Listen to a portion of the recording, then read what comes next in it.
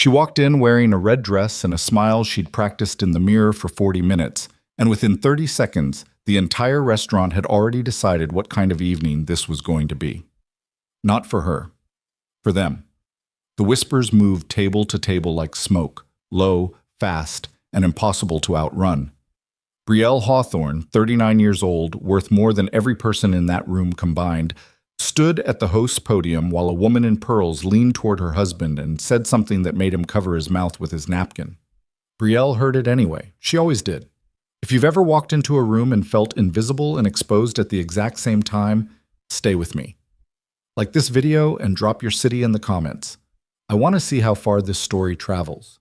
The reservation was under Hawthorne, party of two, and the maitre d', a thin man named Gerald with the posture of someone who'd spent 20 years being professionally pleasant, found it in the book after an awkward 3-second pause that Brielle absolutely clocked but chose not to address.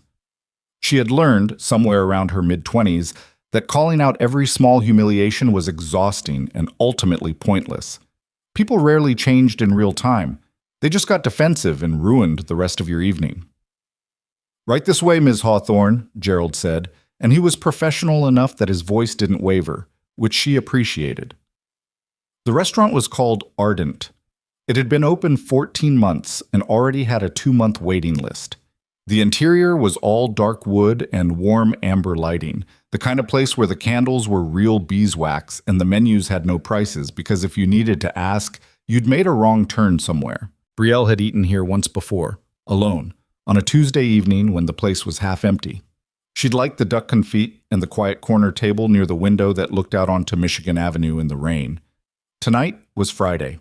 The place was full. She followed Gerald through the main dining room and she felt the room shift the way rooms always shifted when she walked through them.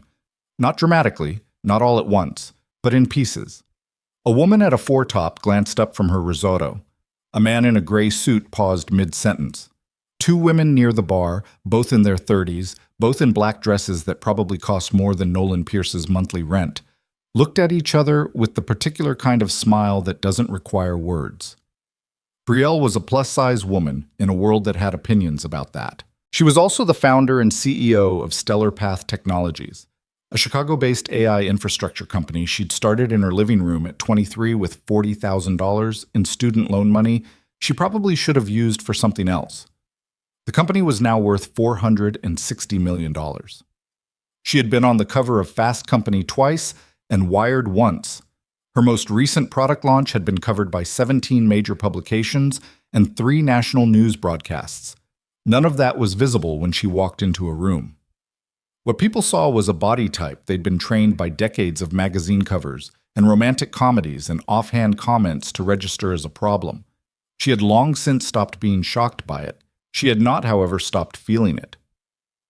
Gerald seated her at a table for 2 near the center of the room, not the corner she'd had last time, not tucked away where the lighting was gentler and the ambient noise provided a little cover. Center of the room, visible from every angle. She wondered briefly whether this had been a deliberate choice or just an available table, then told herself it didn't matter and sat down. She ordered sparkling water and opened the menu even though she'd already decided on the duck. The rain had started up again outside. Through the window, she could see the wet gleam of Michigan Avenue, the blurred headlights of passing cars, people on the sidewalk tilting umbrellas against the wind. There was something about rainy Fridays in Chicago that she'd always liked, the way the city pulled inward, the way the lights reflected off wet pavement and made everything look like it was happening inside a painting. She checked her phone. The message from Richard Colt, her board chairman, read, "His name is Marcus Hale, Regional VP at Dominion Capital.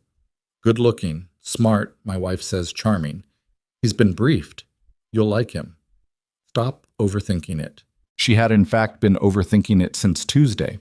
Not because she was nervous about meeting someone new. She'd sat across from senators and venture capitalists and once a former head of state, and she hadn't been nervous for any of those. But because blind dates arranged by board chairmen carried a particular flavor of pressure that she found difficult to metabolize. Richard meant well. Richard always meant well.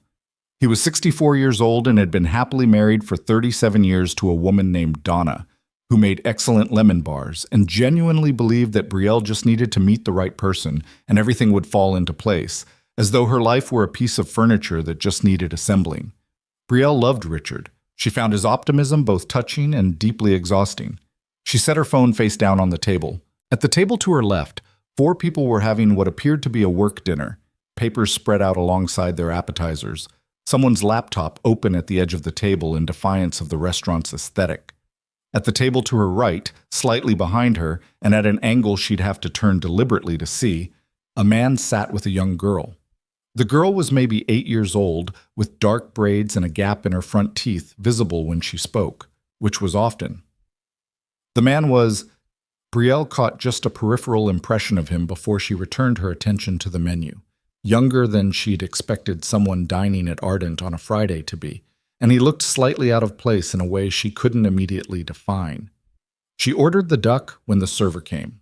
She was halfway through a piece of bread when Marcus Hale arrived. She knew it was him because he came in scanning the room with the particular energy of someone who expected to be pleased by what they found, and because Richard had texted her a photo. He was tall, conventionally handsome in a carefully assembled way. The suit was good. The hair was recently cut. The jaw was the kind that photographed well. He was smiling at the maitre d' with the comfortable ease of someone who was used to being welcomed. He looked exactly like the kind of man Donna Colt would describe as charming. Brielle watched him scan the room. She watched him find her. She watched his face do the thing. It wasn't dramatic. It never was, in her experience. People rarely made a scene in the first moment. The first moment was just a recalibration, an almost involuntary adjustment of expression, a slight flattening of the smile, a fraction of a second where the eyes processed the information and ran it against whatever expectation had been in place. Marcus Hale's fraction of a second lasted maybe 3/4 of a second, which was longer than average. Then he crossed the room. She was already sitting up slightly straighter, not because she was nervous, but because she'd learned that posture was armor, and she buckled it out of habit. "Brielle?" he said, stopping at the table. He didn't sit down. "That's me," she said. "Marcus?" "Yeah." He looked at her for a moment, just looked. Then he looked around the restaurant, a quick, casual survey that wasn't casual at all, and then he looked back at her with the particular expression of a man making a decision. "Richard said you were... He described you differently." She kept her voice level. "How did he describe me?" "He said..." Marcus stopped. He laughed once, brief and humorless. "You know what? This isn't..." He lowered his voice, but not enough. The table of 4 with the laptop were close. The man with the young girl was close. "You're not really what I was expecting, and I don't think this is going to work." "You've been here for 45 seconds, Brielle said.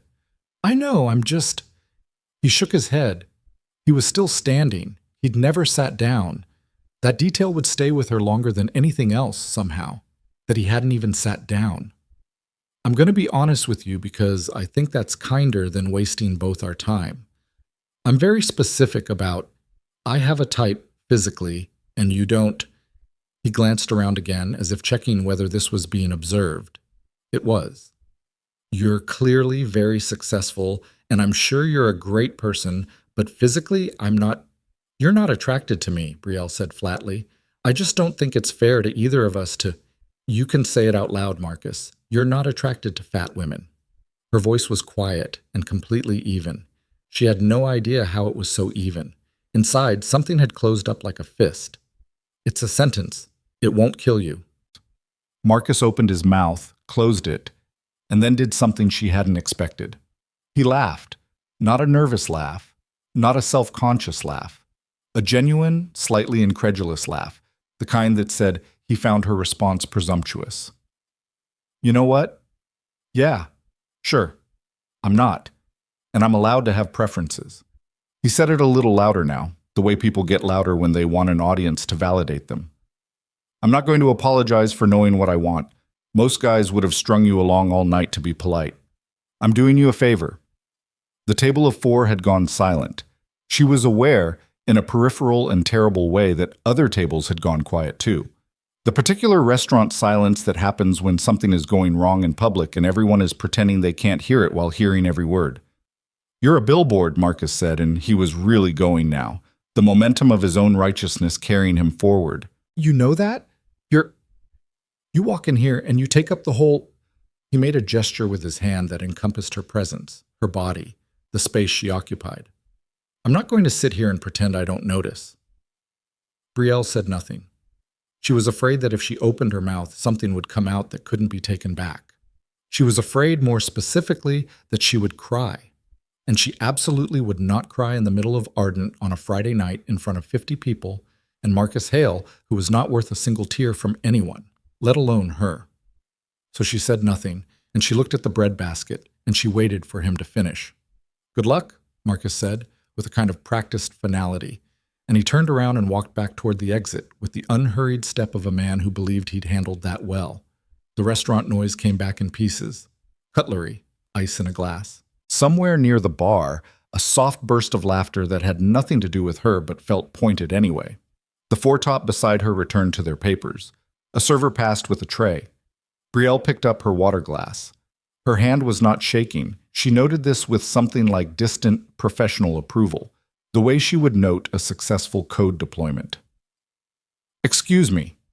The voice came from her right, male even, and carrying the particular quality of someone who'd chosen his words carefully before speaking them. She turned. The man from the table to her right was standing. He wasn't looking at her yet. He was looking in the direction Marcus Hale had gone, though Marcus was already through the door and gone. The man was maybe 6 feet tall, dark-haired, with the build of someone who did physical work for a living. Not a gym build, not the sculptural result of a personal trainer and a meal plan, but the practical, unself-conscious strength of someone who lifted and carried and moved through the world with his body as a tool. He was wearing a dark gray button-down that was clean and pressed but not expensive, and he had the kind of face that was interesting rather than handsome, not symmetrical enough to be a face that launched anything, but the kind of face you kept looking at because something in it was honest. He was maybe 32. There were traces of exhaustion under his eyes that had settled in so permanently they'd become part of his face. He turned toward the door and raised his voice to a register that carried without being a shout. "Hey!" He wasn't talking to Brielle, but Marcus Hale had already left. The man stood there for a moment, and then he did something she hadn't expected. He sat back down, across from the small girl with the braids, who was watching all of this with the frank, unfiltered attention of a child who hadn't yet learned that staring was impolite. Brielle turned back to her table. There was a pause of maybe 30 seconds, which felt much longer. Then the man said quietly and directly to her, "Would you like to join us for dinner?" She turned to look at him again. He met her eyes without the slight flicker of discomfort that people usually had.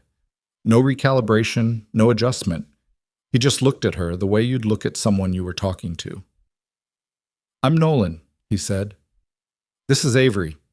He nodded at the girl, who waved with both hands, then seemed to realize that was too much and reduced it to one hand. "We just ordered, and the bread here is genuinely good, and you don't have to sit by yourself if you don't want to." He said it with no ceremony, no performance.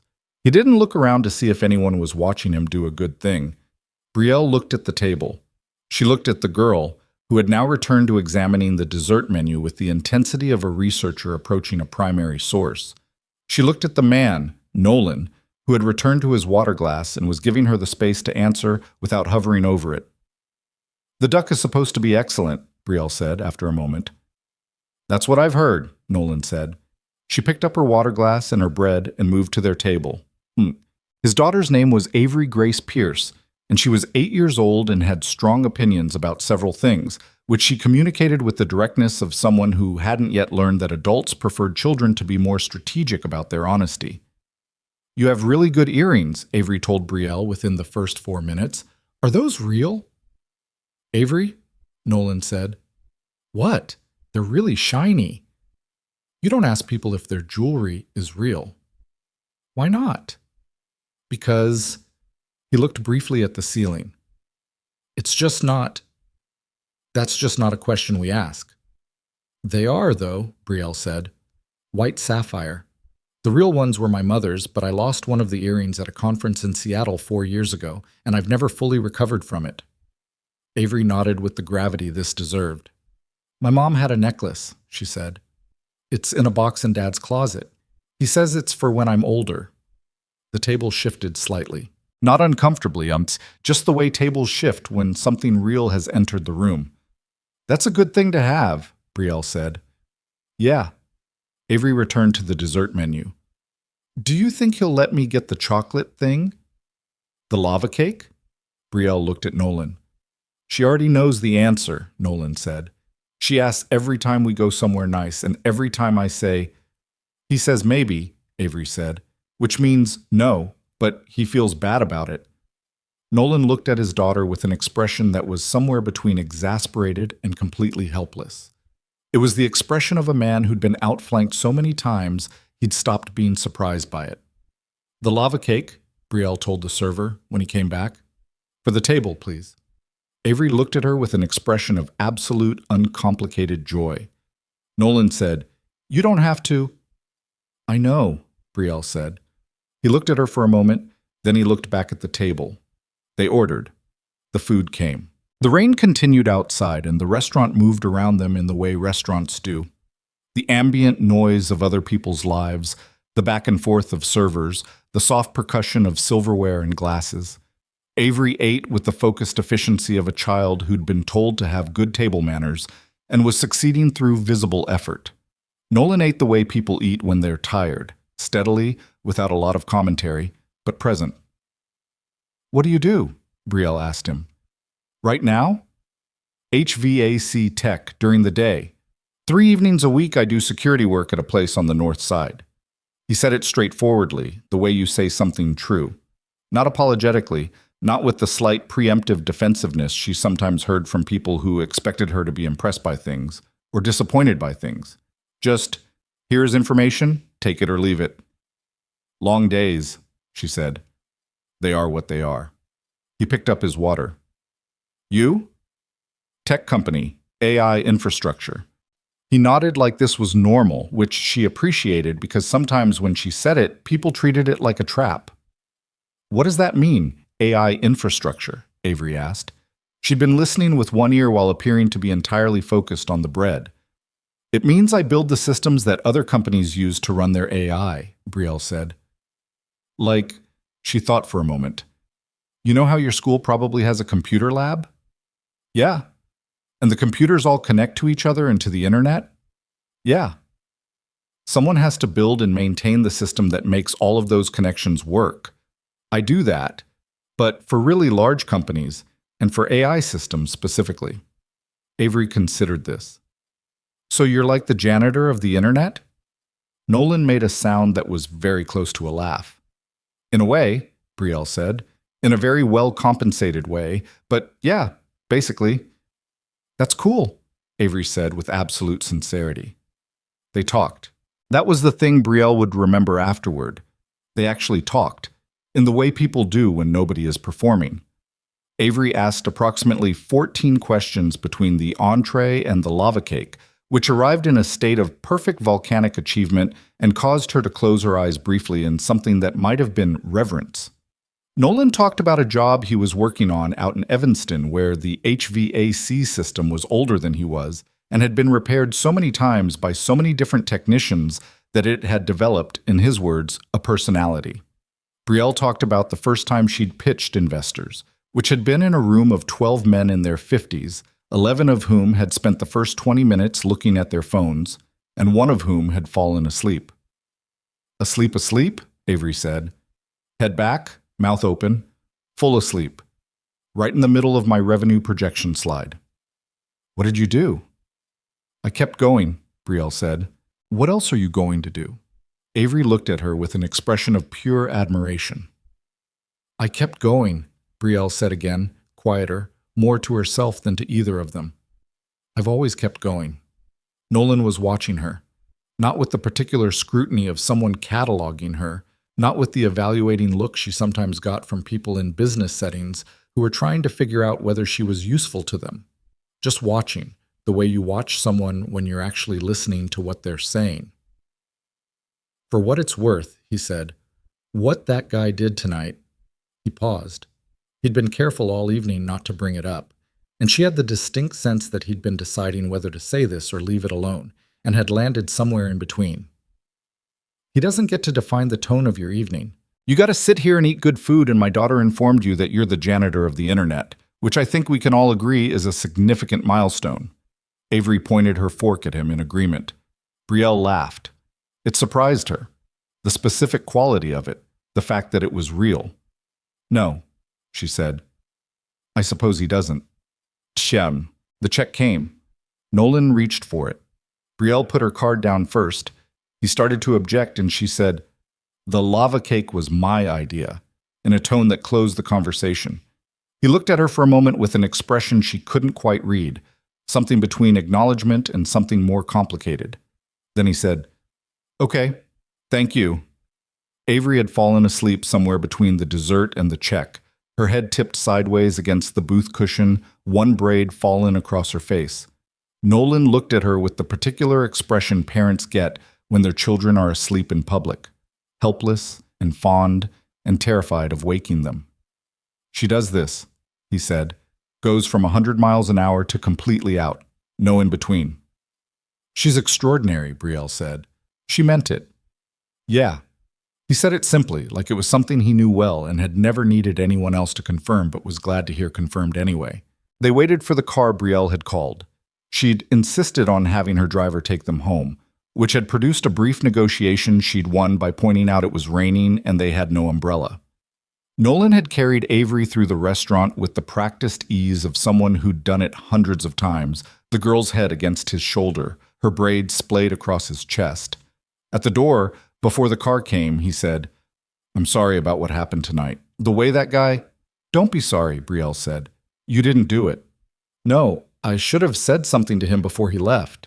I stood up and then he was gone and I—" "You invited me to your table," she said. "That was more than anyone else did." He looked at her with those eyes that didn't flinch.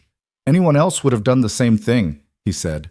She wanted to tell him that wasn't true, that she'd been in rooms her whole adult life where people watched things happen to her and found reasons not to intervene, not because they were cruel necessarily, but because intervening was uncomfortable and not intervening was easy, and people generally chose easy. She didn't say that. She said, "Have a good night, Nolan." "You too, Brielle." He said her name like it was just a name, not a brand, not a headline, not the opening line of a Forbes entry or a cautionary tale or a punchline. The car pulled up. She got in. Through the rain-streaked window, she watched Nolan stand at the entrance of Ardent with his sleeping daughter pressed against his shoulder, waiting for the walk signal. He didn't look back at the restaurant. He didn't look back at her car. He stood in the rain with his daughter, and he waited for the light to change, and when it did, he walked. Brielle looked at her hands in her lap. She was a woman who had built a $460 million company from a living room and a loan she probably should have used for something else. She had survived pitch meetings and hostile acquisitions and a public profile that invited commentary the way open water invited weather. She had a corner office on the 38th floor of a building with her company's name on the lobby directory. She had survived more than she ever talked about in interviews and more than she'd ever told anyone, including Richard Colt, including her own mother, who was 71 years old and lived in Naperville and called every Sunday and never quite said the things that would have helped, but always called. She had not in a very long time sat in a restaurant and talked to someone who looked at her like she was just a person at a table. The car moved through the rain. She thought about the girl's hands on the dessert menu. She thought about a man's tired eyes and the way he'd said "you don't have to" when she ordered the lava cake. Not as a criticism, but as a genuine recognition that she was doing something she hadn't been asked to do. She thought about Avery's voice, unfiltered and certain. "You're like the janitor of the internet." She pressed the back of her hand against her mouth and looked out at the rain on the glass. She wasn't sure what she was feeling exactly. She was a woman who was good at knowing what she was feeling and then deciding how much of that information was actionable. This did not feel immediately actionable. It felt, more than anything, like something that had been very nearly ruined and had somehow, improbably, not been. The city moved past the window in the rain, streetlights and storefronts, and the long, wet corridor of Michigan Avenue. And Brielle Hawthorne sat very still in the back of a car and did not cry, which she'd promised herself she wouldn't, and did not feel sorry for herself, which she'd promised herself she wouldn't, and thought instead about the particular quality of a laugh that surprises you and what it means when the room you're in suddenly, for no reason you can easily explain, starts to feel a little more like somewhere you're allowed to be. She didn't look him up until the following Wednesday. That was 4 days. She was proud of the 4 days because the urge to look had been there on Saturday morning when she woke up and lay in her apartment with the rain still going outside, and the city still gray, and the memory of the evening at Ardent still sitting in her chest like something she hadn't finished processing. The urge had been there Sunday when she was on the phone with her mother, who asked how the date went and received the answer fine, and knew it wasn't fine but also knew better than to push. The urge had been there Monday during a 2-hour strategy meeting where Trevor Voss, her CFO, had spent 40 minutes on a slide deck about Q3 projections while Brielle sat at the head of the table and thought, twice, about the way Nolan Pierce had said you don't have to when she'd ordered the lava cake. Wednesday. She looked him up Wednesday. It wasn't hard. He was real enough to find, but not prominent enough to have much of a digital footprint. A LinkedIn profile that hadn't been updated in 3 years. An old Yelp review he'd left for an auto parts store in Wicker Park. A mention in a community newsletter from 18 months ago about a neighborhood HVAC drive for low-income seniors that he'd apparently organized or helped organize. The article was short and vague. There was no Facebook, no Instagram, no presence that suggested a man who performed his life for an audience. She found out his last name was Pierce. She found out he'd worked for the same HVAC company, Meridian Climate Solutions, for 6 years. She found out, through a detail in the newsletter, that he'd grown up in the Bridgeport neighborhood on the south side. That was it. That was the whole digital record of Nolan Pierce, as far as she could find, and for reasons she did not examine too closely, she found this oddly reassuring. She closed the tabs. She told herself she was simply curious. She told herself the evening had been unusual, and unusual evenings produced unusual levels of residual thought, and that was perfectly normal and did not require further action. She opened a new tab and looked up the address of Meridian Climate Solutions. She didn't go there. She was clear with herself about that. She was not going to show up at the man's workplace like someone who'd lost perspective. Instead, she went to the neighborhood.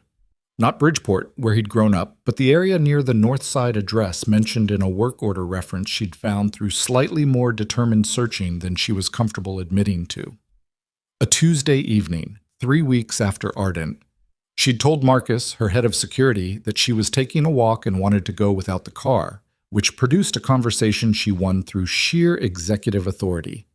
The neighborhood was called Avondale, technically, though the blocks she walked through had the quality of a place that was between things, not the kind of neighborhood that showed up in lifestyle articles about Chicago's most exciting emerging districts, but not a place that had given up on itself either. There were 3 nail salons and a laundromat with a hand-lettered sign in the window, a Dominican restaurant with good smells coming out of it, a corner store where a teenage boy sat on the front step with his phone, buildings that were old but not derelict, the kind of buildings that had been maintained by people who didn't have money for anything more than maintenance, and so had put their care into the basics. Clean windows, shoveled walks, a potted plant here and there on a stoop. She hadn't planned to see him. That was what she told herself. And then she did see him. He was coming out of a building 2 blocks down, a 3-flat with a blue door, in his work clothes, carrying a toolbox, and he was on the phone. He was walking in her direction. She had approximately 12 seconds to make a decision, and she made the one that seemed least insane, which was to keep walking and let chance determine what happened next. He looked up when they were about 30 feet apart. She watched him process her presence, the slight recalibration, the recognition, and then something that was neither wariness nor performance, but a kind of genuine, unguarded surprise. "Hey," he said. He lowered his phone. "Hey," she said. There was a pause. "You live around here?" he asked. "No." She decided honesty was the least complicated option. I had a meeting in Roscoe Village, and I'm walking back toward the train." This was not entirely true. The meeting had been in River North, which was not close, and she was not going to take the train. But it was not entirely false either, because she'd had a meeting in Roscoe Village that morning, so the geography existed in some plausible way. He looked at her for a moment like he was deciding how much to believe that, and she had the uncomfortable feeling that he was perceptive in ways she should have anticipated. "You want to walk?" he said. They walked. He had finished for the day.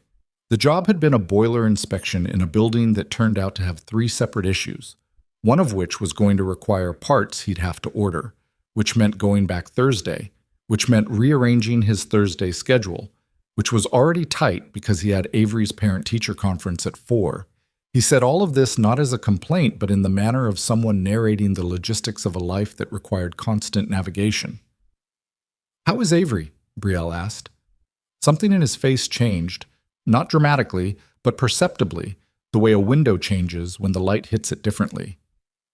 "She's good. She's doing a project at school about inventors, and she's decided she wants to interview you." Brielle stopped walking. "She's 8, Nolan said quickly. "She doesn't know your schedule. He looked slightly pained. "She announced it at breakfast last week like it was already arranged. I told her she couldn't just interview someone without asking, and she said, 'You know her, so ask her.' And I said that wasn't how it worked, and she said—" He stopped. "What did she say?" "She said, 'Dad, you never ask for help, and look how tired you are.'" He delivered this with the flat effect of a man who'd been comprehensively dismantled by an 8-year-old. Brielle started walking again. She was quiet for a moment. "Tell her yes," she said. "Brielle, I mean it. Tell her I'll set aside 30 minutes. She can ask me whatever she wants." He looked at her sideways. "You run a $400 million company." "460, she said. "And yes." "That's a lot of money." "It is." "Then your time costs more than—" "Nolan." She stopped again and turned to look at him directly. "I want to do it. Avery is remarkable. She told me I was the janitor of the internet, and it's been the most honest professional assessment I've received in 3 years. Please let me do it." He was quiet. Then he said, "Okay." They kept walking. She found out, over those 23 blocks, more about the life of Nolan Pierce than a week of careful searching had turned up. He'd married young, 24, a woman named Kara, who'd grown up 3 blocks from him in Bridgeport, who'd been a pediatric nurse, who'd been diagnosed with a heart condition when Avery was 2 and died 17 months later. He'd been 28. He told this not in the way people sometimes told hard stories, with the practiced cadence of someone who'd found a way to make it bearable to hear, but haltingly, with the uneven rhythm of someone who still had to navigate around certain words. She did not say she was sorry in the reflexive way people said it. She said, "Avery must have been so little." 3.5, he said. "She remembers some things." Not her voice. "She says she remembers something about a smell, like lavender, but she's not sure if it's a real memory or something she made up from a picture." He was quiet. "I don't correct her either way." Brielle thought about a necklace in a box in a closet. She thought about a father who kept it safe for a daughter who wasn't ready for it yet. "That's the right call," she said. He looked at her. "Is it?" "I think so." He nodded once, like he was filing this away. By the time they reached the corner where they'd have to part ways, her car was 3 blocks east, though she hadn't mentioned the car. She knew that he'd taught himself HVAC from scratch after Kara died because the job he'd had before, warehouse logistics, didn't have schedule flexibility, and he needed to be available for Avery.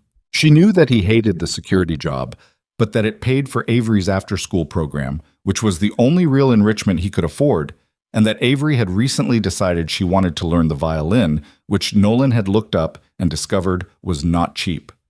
She knew that he cooked exactly 4 meals reliably: pasta, a chicken stir-fry, breakfast tacos, and a soup that had been Kara's recipe that he'd never fully gotten right, but kept making. She knew that he read to Avery every night still, even though she was 8 and could read herself, because it was the thing they did and the thing was important, and the thing had been important since before Kara died, and he was keeping it going because some things you just kept going.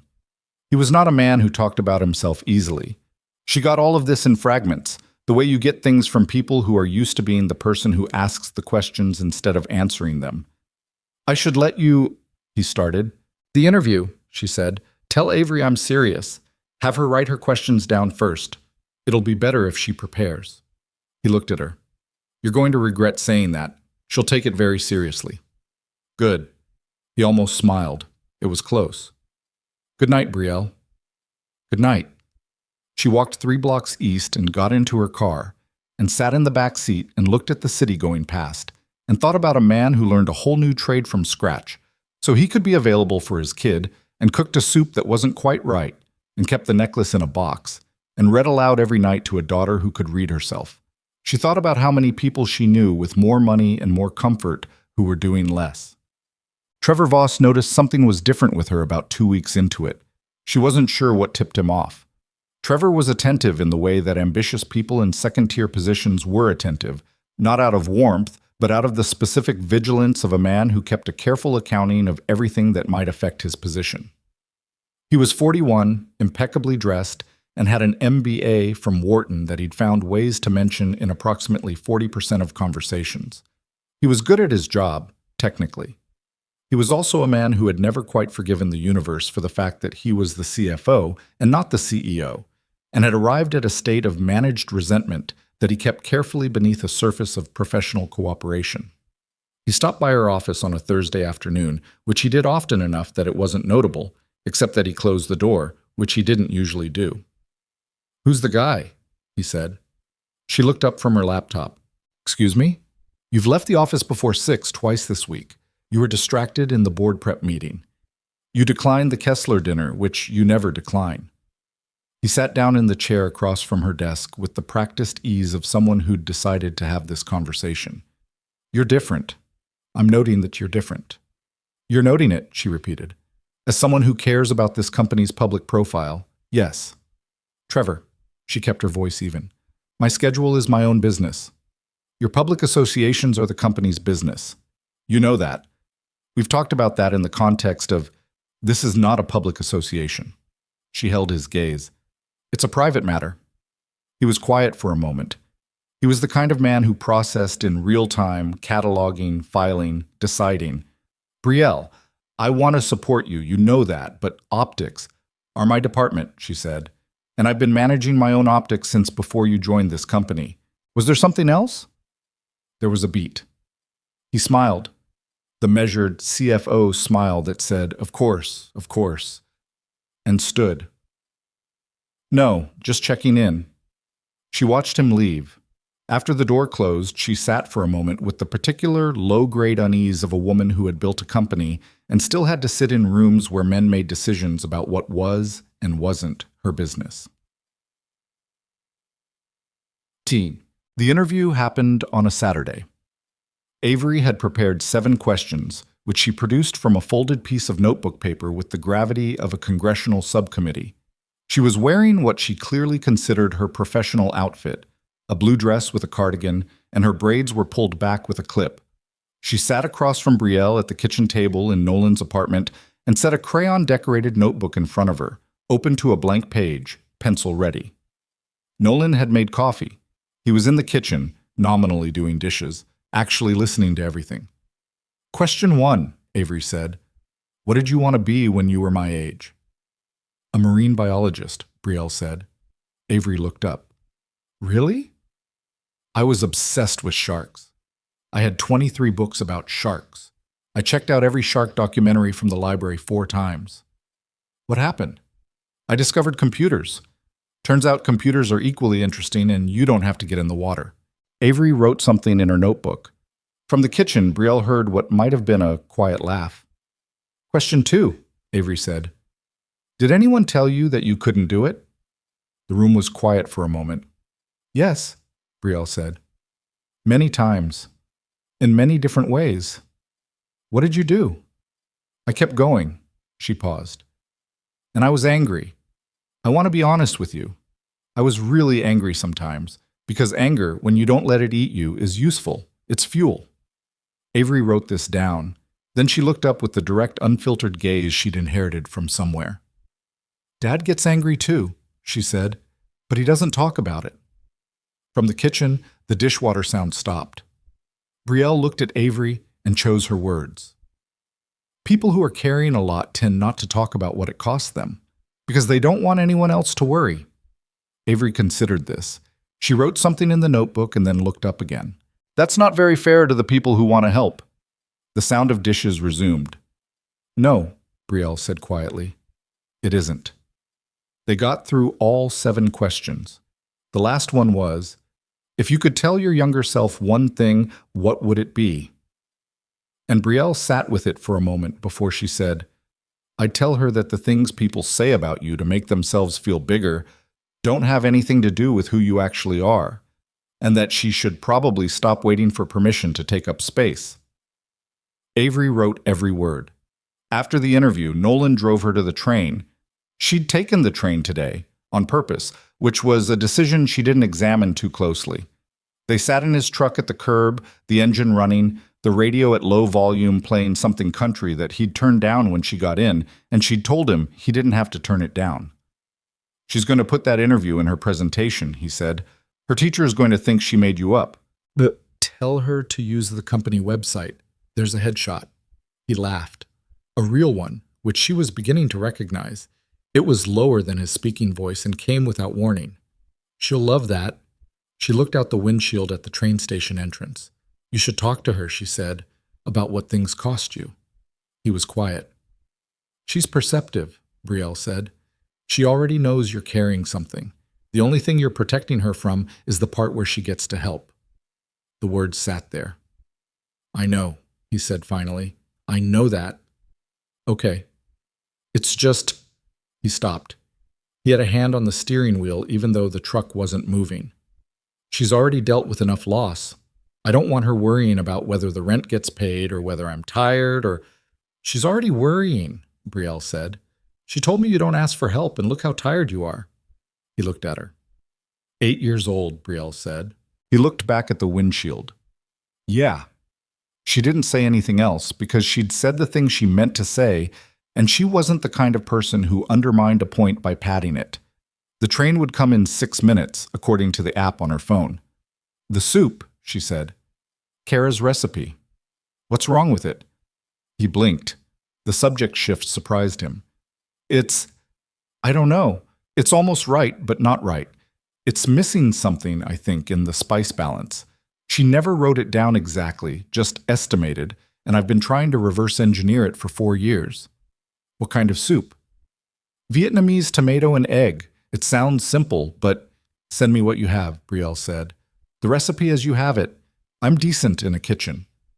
He looked at her with an expression she was starting to be able to read, the one where he was trying to figure out if she was being generous or if she meant it, as though the two were mutually exclusive.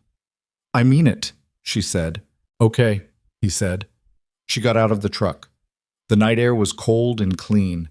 Through the truck window, she could see him sitting there, not pulling away yet. She walked toward the station entrance and did not look back because she was a woman who had never found looking back particularly useful.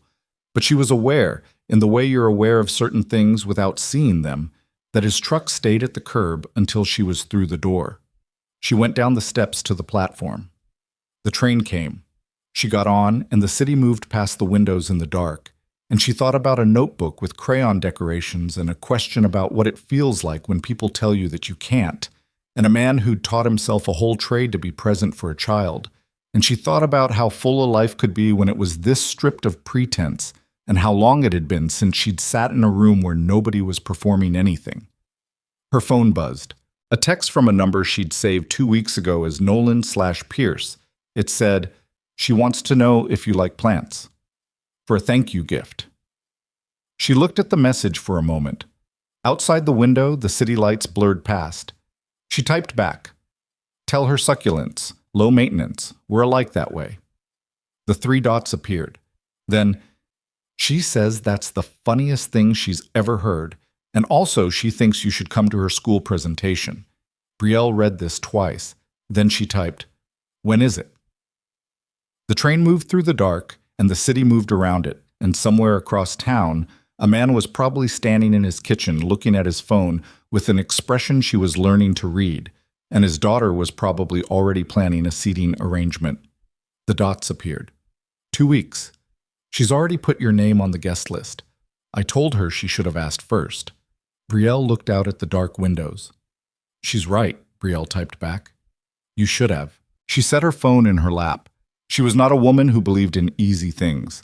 She had built her life around the understanding that everything that mattered took sustained effort, and that effort was usually uncomfortable, and that comfort was frequently the enemy of progress.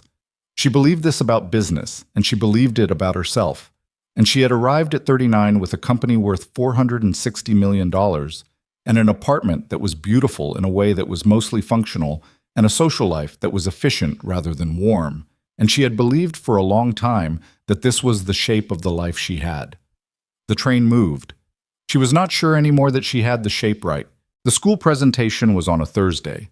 Brielle blocked 2 hours on her calendar and told her assistant it was a private appointment, which produced a look she chose not to address. She arrived at Avery's elementary school in a car she'd had drop her a block away, because showing up to a third-grade presentation in a company SUV felt like the wrong register. The school was a public school in Avondale, 3 stories of brick with a marquee sign out front and a mural on the east wall that the students had painted, apparently 2 years ago. It showed Chicago's skyline in the colors children chose when they weren't yet concerned about realism, purples and oranges, and a sun that was 4 times the size of the Willis Tower. Nolan was already inside, standing near the back of the classroom with his arms crossed, watching Avery arrange her poster board at the front of the room with the intense focus of a person who had been preparing for a high-stakes event and was now managing pre-event logistics. He was in a clean flannel shirt and dark jeans, which Brielle had come to recognize as his version of dressed up. He saw her when she came through the door, and something in his posture changed. Not much, just a degree of loosening, like a knot that eased without untying. "She's been up since 5, he said quietly when she reached him.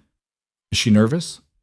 "She told me she doesn't get nervous, which means she's terrified."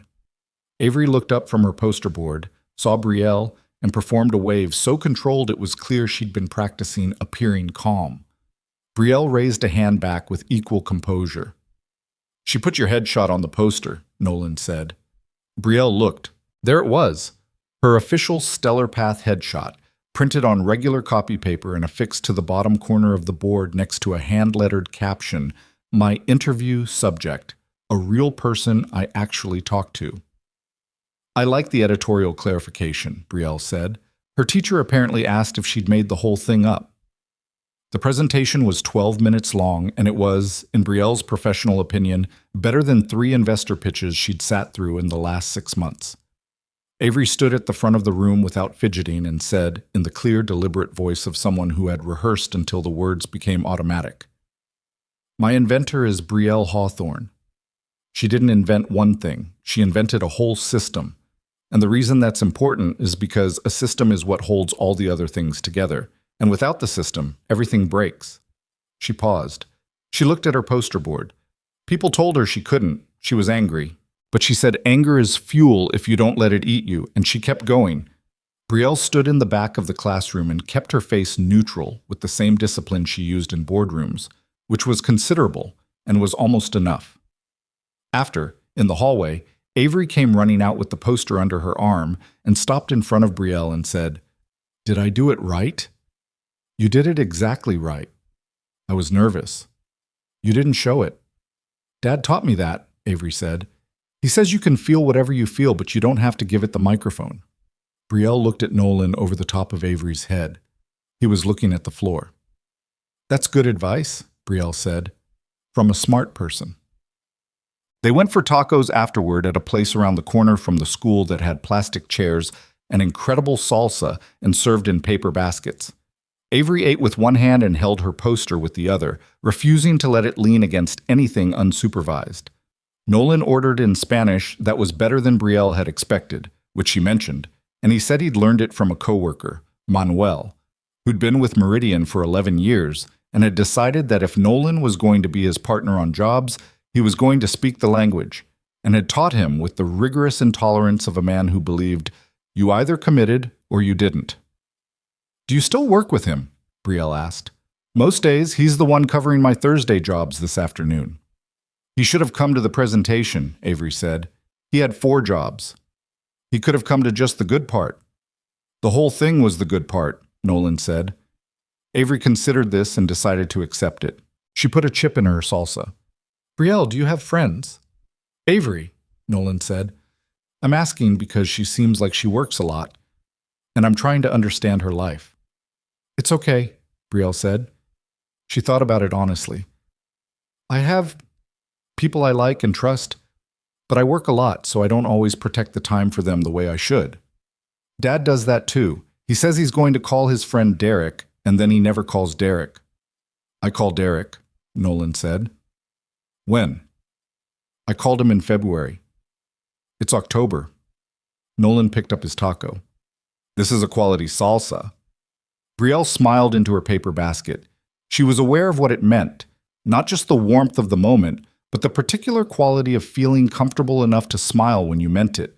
In a room where nobody needed anything from you, and you weren't being evaluated for anything, and the only agenda on the table was tacos and a school project and a small person conducting aggressive life assessments. She couldn't remember the last time she'd had that. The first story ran on a Monday. It was a gossip column item, small, a paragraph in a Chicago media blog that ran under a headline she saw when her assistant forwarded her the morning press summary. It said, Stellar Path CEO Brielle Hawthorne, recently spotted around town with an unidentified companion, reportedly seen at an Avondale elementary school last week. Sources say the man is a local tradesman. Brielle's rep did not respond to requests for comment. She read it twice. Then she called her PR director, a woman named Sheila, who had been doing crisis communications for 20 years and had developed the steadiness of someone who'd seen everything. I saw it, Sheila said, before Brielle could speak. It's a gossip blog. It is right now. These things have a shelf life of about 48 hours before someone with a larger audience picks it up. There's nothing to pick up. Sheila was quiet in the particular way she was quiet when she disagreed but was choosing her words. Brielle, so you're a public figure with a complicated public profile. Any personal story that involves you gets magnified. You know that. So what are you telling me? I'm telling you to be prepared. And I'm asking you if this person knows what being associated with you publicly might mean for him. Brielle sat with that. She hadn't told Nolan. Not directly. She'd mentioned once, in passing, that she had press attention sometimes, and he'd nodded with the vague acknowledgement of someone for whom press attention was an abstraction. He wasn't a man who read gossip blogs. He wasn't a man who had a PR director, or a morning press summary, or a crisis communications protocol. He was a man who had a lunch break, and a truck, and a Thursday schedule that he'd already rearranged once this week. I hear you, Brielle told Sheila. She put the phone down and stared at her desk for a while. She told him that night, not in person, he was working the security job until 11, but by text, because waiting felt dishonest, and Brielle, whatever her flaws, was not a person who did dishonest by omission, if she could help it. She typed, There's a small press item about us. Nothing major. A blog item. I wanted you to know before someone else told you. He didn't respond for 2 hours, which was expected because he was working, but the 2 hours felt like a longer unit of time than it actually was. When the response came, it said, What kind of blog item? She sent him the link. 3 minutes passed. Okay, he wrote. Are you okay? She asked. I'm at work. I know. I'm asking anyway. A pause. Then, I'll figure it out. She put her phone down and looked at the ceiling of her apartment, 14 feet high, original plaster molding from 1924, which was one of the reasons she'd bought the place. It was beautiful in the late light. She noticed it less than she should. She was aware, in the particular way she was aware of things she didn't want to be aware of, that she had brought this into his life. That whatever attention now moved in his direction was there because of her, because of the fact of her visibility, her history, the way the world had opinions about who she was, and what she looked like, and what it meant when someone stood next to her in public. She had known, somewhere under the part of herself that was busy valuing the tacos and the school presentation and the truck at the curb, that this was coming. She had known, and she had not prepared for it with the rigor she would have applied to a business problem, because preparing for it required admitting that it was going to happen, and admitting that required admitting how much she didn't want it to. Trevor Voss called her into his office, which was a notable inversion, CFO, calling CEO, and they both knew it, on a Wednesday morning, 11 days after the first blog item. There had been 3 more since, each from a slightly larger outlet, each with slightly more detail, each landing a little harder. One had a photo, she didn't know how they'd gotten it, of her and Nolan walking on a sidewalk, taken from distance, not intimate in any real way, but intimate looking in the way that street photography always flattened context. "Sit down," Trevor said, which was also a notable inversion, and Brielle sat because she wanted to hear where this went. He had printed the photo. He had it on his desk, face up, which told her this conversation had been staged. Trevor Voss staged conversations the way some people staged rooms, deliberately, for effect. "I'm going to be direct," he said. "Please. This is a problem for the company." The company's stock closed up 2 points yesterday. This week, over the quarter, I know what it's doing over the quarter, Trevor. I run the company. He absorbed this with the practiced equanimity of a man who'd spent years managing his reactions. "The board is asking questions. 3 investors have reached out to me directly, not to you, to me, which tells you something about the temperature of this. It tells me they're going around the CEO to the CFO, which is a conversation I'll be having with each of them individually. Brielle," he leaned forward, "I understand that you have a personal life. I understand you're entitled to one. But this man," he touched the photo with one finger, "he's nobody. Nobody has any idea who he is or what he wants. And when that's the case, the story writes itself." She looked at him steadily. "Are you going to tell me what the story is?" "The story is that you're a wealthy single woman and he's a man who came from nowhere, and the natural conclusion that people draw is that he's after my money. It is what people are saying." "What people, specifically?" He picked up his phone and showed her. A comment thread under the 3rd blog item. Anonymous accounts, most of them, with the specific cruelty of people who operated without faces. "Gold digger. She's obviously paying him. Wonder how much the janitor is charging per hour." And worse things, directed at her, the kind of things that people felt entitled to say about women's bodies in the comment sections of the internet. She looked at it for the time it took to absorb it, and then she looked up. "Close that," she said. He closed his phone. "I want to be very clear with you," she said, in the tone she used when she was being very clear. "My personal life is not a company liability. My relationship with this person is not subject to a risk assessment. And if any investor has questions about my judgment, they can book time directly with me. And if they apply pressure, they can apply it to my face. That's what my face is for." He studied her. She held his look without working at it. "I'm trying to protect the company," he said. "I know," she said. "So am I. We just disagree about the threat." She stood up and left his office and walked back to her own and sat at her desk for 7 minutes, not working, which was unusual for her. She sat and thought about Trevor's face when he'd touched the photo, and the particular quality of that gesture. Proprietary, certain, the gesture of a man who'd decided something and was in the process of implementing it. Then she opened her laptop and sent a message to her head of internal security, a woman named Dana, who had come from federal law enforcement and had no patience for anything she considered theater. The message said, "I need a quiet review of CFO activity, internal communications, expense accounts, anything unusual in the last 18 months. Treat it as routine compliance. Don't flag it to him." She pressed send. Then she went back to work. It got worse before Brielle had the chance to make it better.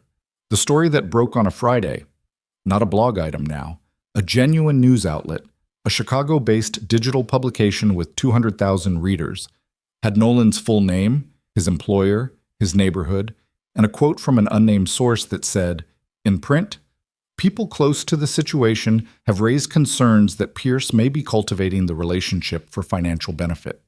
Hawthorne's associates are said to be alarmed by the speed of the attachment." She read it at 6:45 in the morning and called Sheila immediately. "I saw it," Sheila said. "Who's the source?" "I don't know yet. I'm working on it." "I want to know." "I know you do." She called Nolan at 7. He picked up on the second ring, which meant he was already awake, which meant he'd already seen it. "Hey," he said. "I'm sorry," she said. "I'm genuinely sorry. It's not your fault. It's associated with me." That makes it Brielle. His voice was even, but she'd learned to hear what was underneath his evenness, and underneath it there was something strained and exhausted that he was managing. Can I call you back? I need to drop Avery at school first. Of course. She doesn't know yet. I want to talk to her before she hears something. The call ended. She stood in her kitchen in her apartment, 14-foot ceilings, 1924 plaster molding, a kitchen with more counter space than she ever used. And she thought about what it meant to have to explain to an 8-year-old why people were saying things about her father in the newspaper. He called back 40 minutes later. How did she take it? Brielle asked. He was quiet for a beat. She said, Did you do something wrong? And I said, no. And she said, Then why do they think you did? And I said, Because sometimes people see a situation and fill in the parts they don't know with something that makes sense to them, even if it's wrong. Another pause. And she said, That's dumb. And I said, Yes, it is. Brielle sat down on her kitchen stool. She's right. I know. Nolan, do you want to? She stopped. This was the part she'd been circling for 3 weeks, the question she hadn't asked because asking it changed things irrevocably. Do you want to step back from this? From me, until it passes. The silence that followed was long enough that she started to answer it in her own mind before he spoke. Is that what you want? He said. I'm asking what you want. I know what I want, he said. I'm asking about you because you're the one losing something here. I'm a guy with a toolbox and a security badge, and nobody cares what I think about the stock market. But you have a company. You have a board. You have investors who are apparently calling your CFO. I can handle my investors. I believe you, but you shouldn't have to handle them because of me.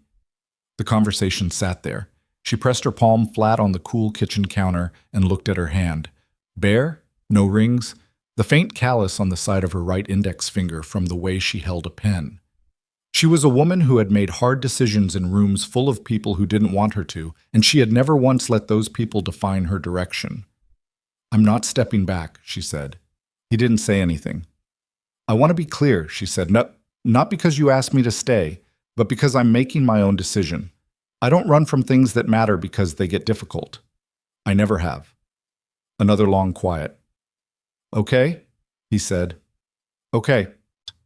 What neither of them knew, what Brielle would only begin to learn 3 days later, when Dana sent her a preliminary report with a subject line that said, not routine, was that the source for the article was not a journalist who dug up a lead. The quote from an unnamed associate.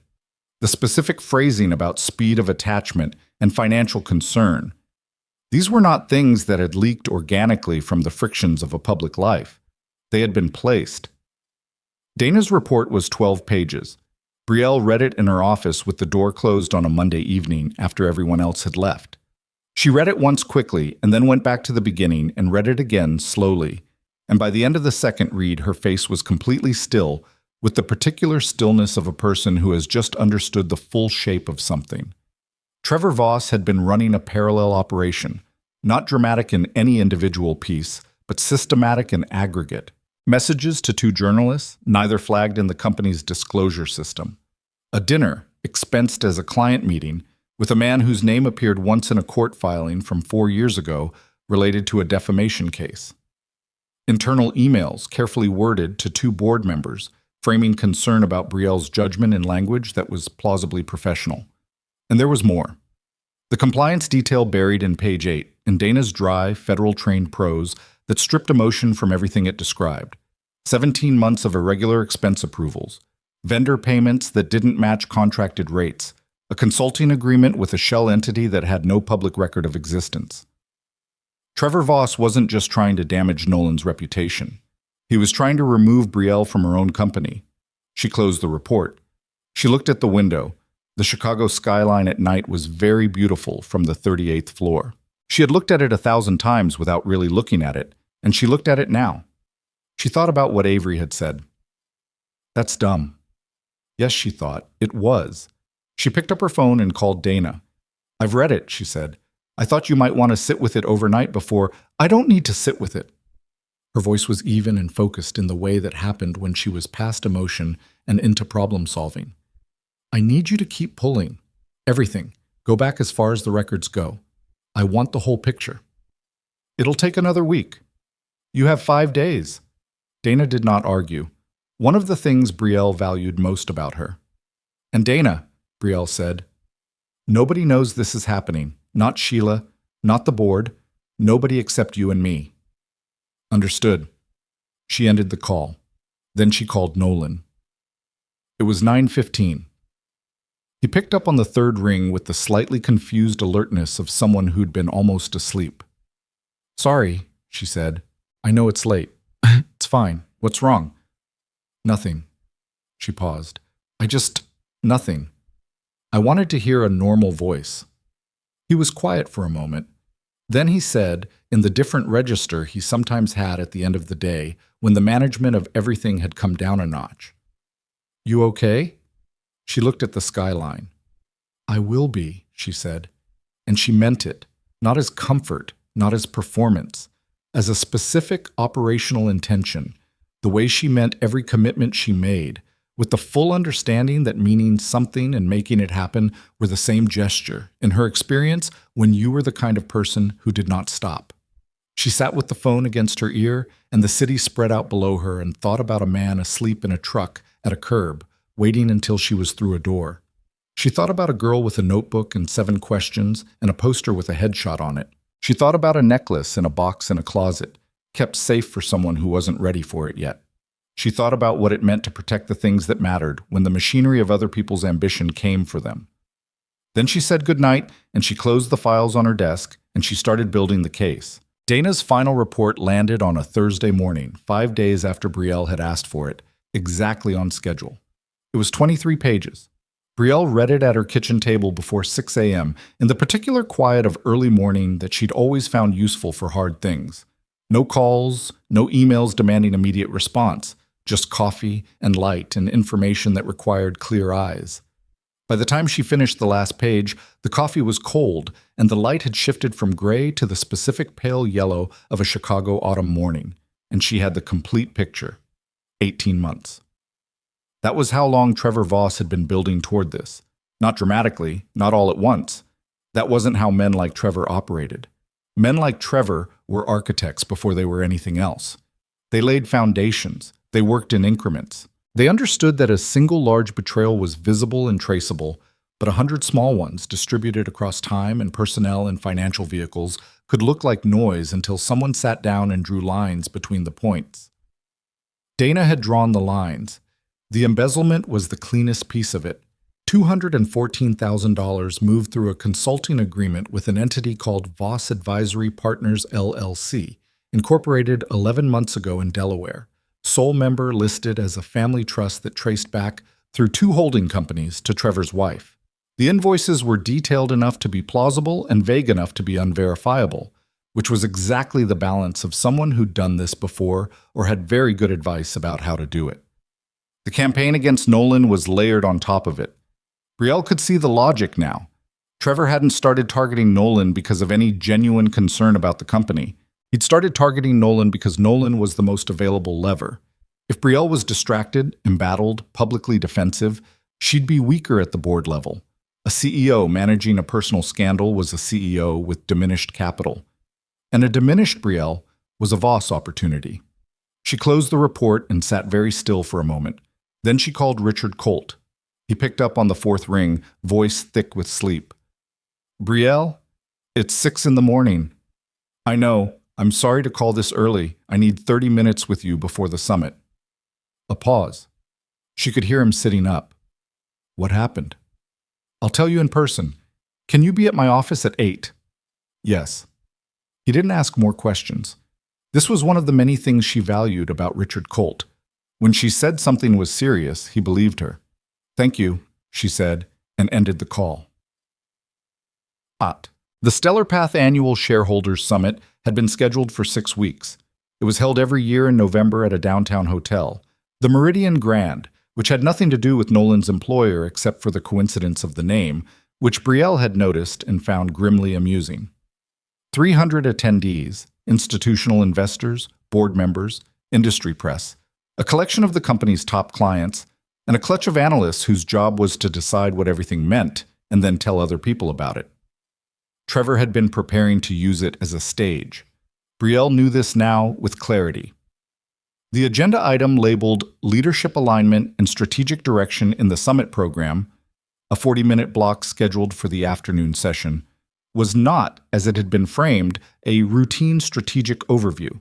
It was the culmination. The moment Trevor had been building toward for 18 months, dressed in the language of fiduciary responsibility, timed for maximum institutional audience.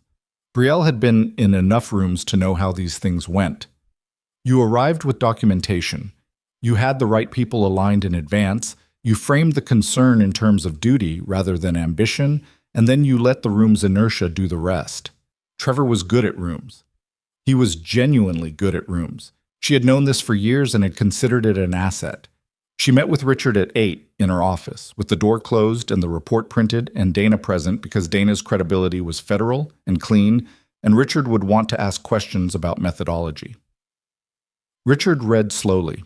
He was the kind of reader who used his finger on the page, which meant you could see where he was in the document by watching his hand, and Brielle watched him move through page 8 and page 9 and the consulting agreement detail, and watched his jaw change.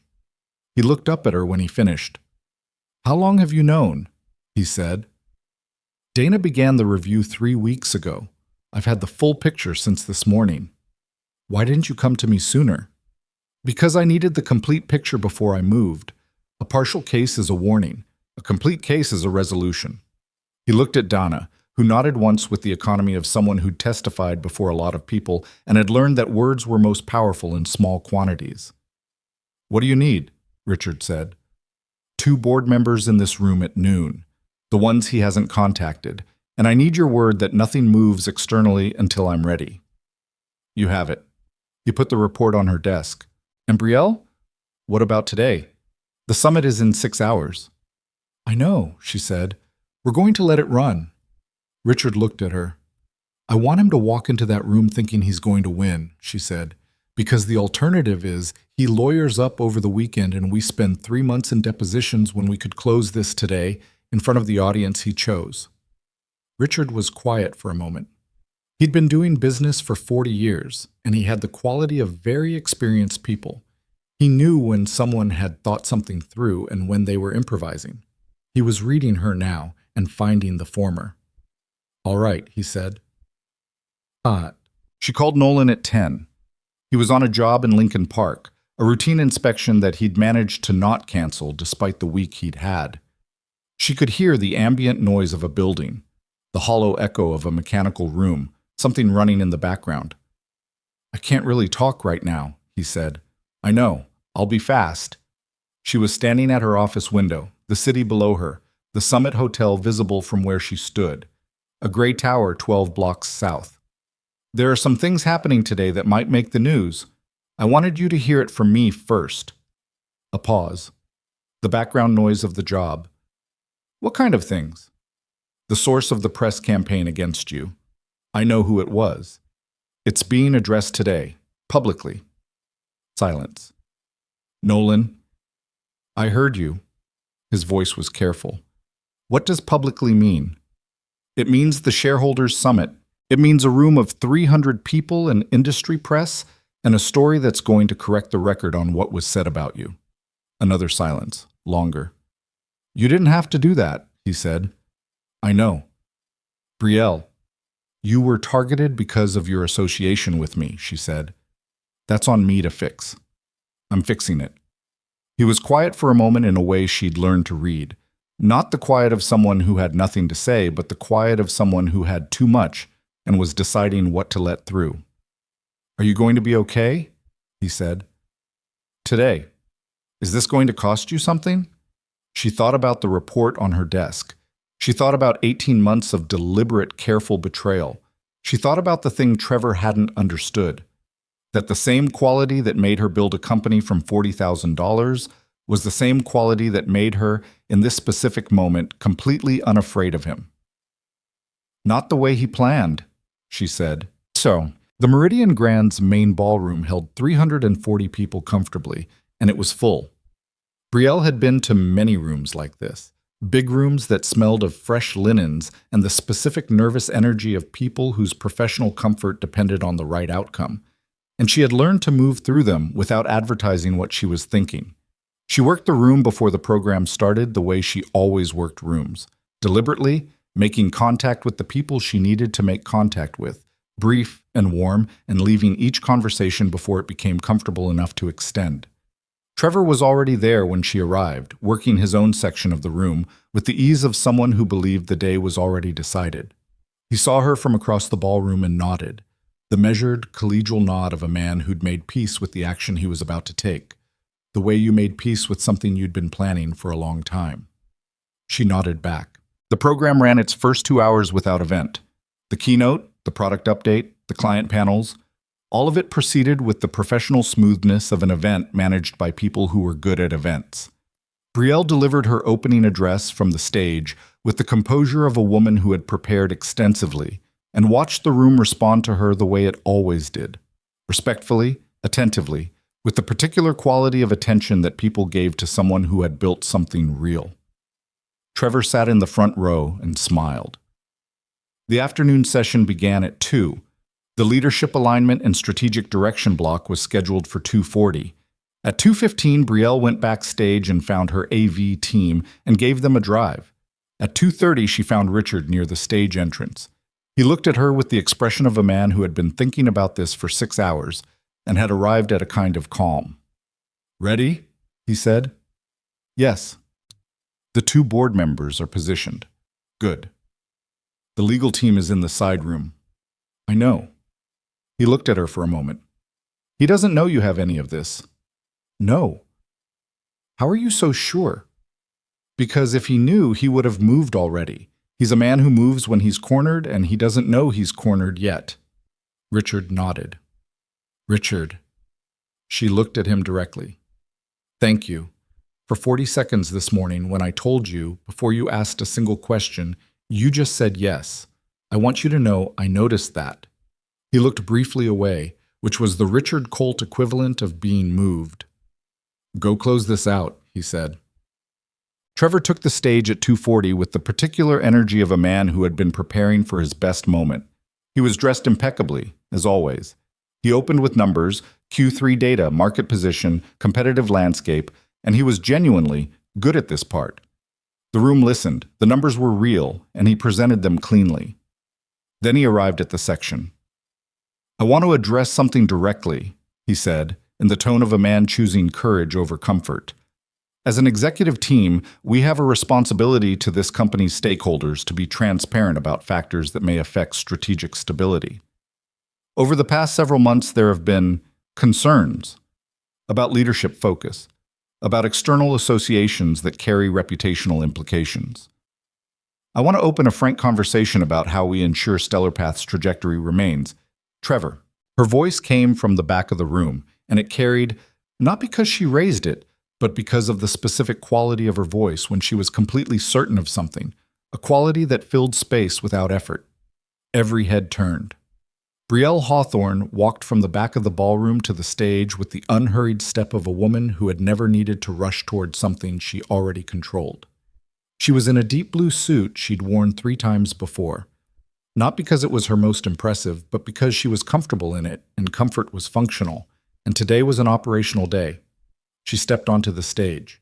Trevor looked at her with an expression that recalibrated, fraction by fraction, from confident to uncertain to the very beginnings of something that wasn't quite fear, but was in its neighborhood. "I'll take it from here," she said to him, simply. And then she turned to the room. She stood at the podium for a moment without speaking. The room was absolutely still. 300 people in the specific silence of a crowd that understood something had shifted and didn't yet know what. "I want to talk to you about this company," she said. "What it's built on, what I believe it stands for, and some things that have been happening that you deserve to know." She nodded to the AV desk. The screens on either side of the stage, large, clean, visible from every corner of the ballroom, came to life. Not a presentation slide, a document. Dana's report, selected pages, The key figures and the consulting agreement and the vendor discrepancy tables, clean and legible at scale. The room shifted. 18 months ago, Brielle said, a systematic embezzlement operation began within this company's financial infrastructure. $214,000 moved through a fictitious consulting arrangement to an entity controlled by a member of our executive team. She paused. The documentation on these screens represents the findings of a compliance review conducted over the past 3 weeks. It is complete, verified, and has already been provided to legal counsel and to the appropriate board members. The room was the quietest she'd ever heard a room of 300 people be. She looked at Trevor. He had gone very still. The stillness of a man whose architecture had just been displayed to everyone in the room simultaneously, every beam and load-bearing wall exposed. Additionally, Brielle said, turning back to the audience, I want to address something else. Something that is not a financial matter, but a human one. She took a breath. Not for composure, she had that, but for the small space that the next part required. Some of you have read about my personal life in the press over the last several weeks, specifically about a man I've been spending time with, and the narrative that was built around that, a narrative of manipulation, of opportunism, of a woman with poor judgment being taken advantage of. The room was with her now. She could feel it. That narrative was not organic. It was constructed by the same person who constructed the financial arrangement you're looking at on these screens. The press contacts, the sourcing of stories, the strategic timing. It's all in the documentation. She paused. Why? Because a distracted CEO is a vulnerable CEO, and a vulnerable CEO is an opportunity. She let that land. The man at the center of that story is named Nolan Pierce. He's a heating and air conditioning technician.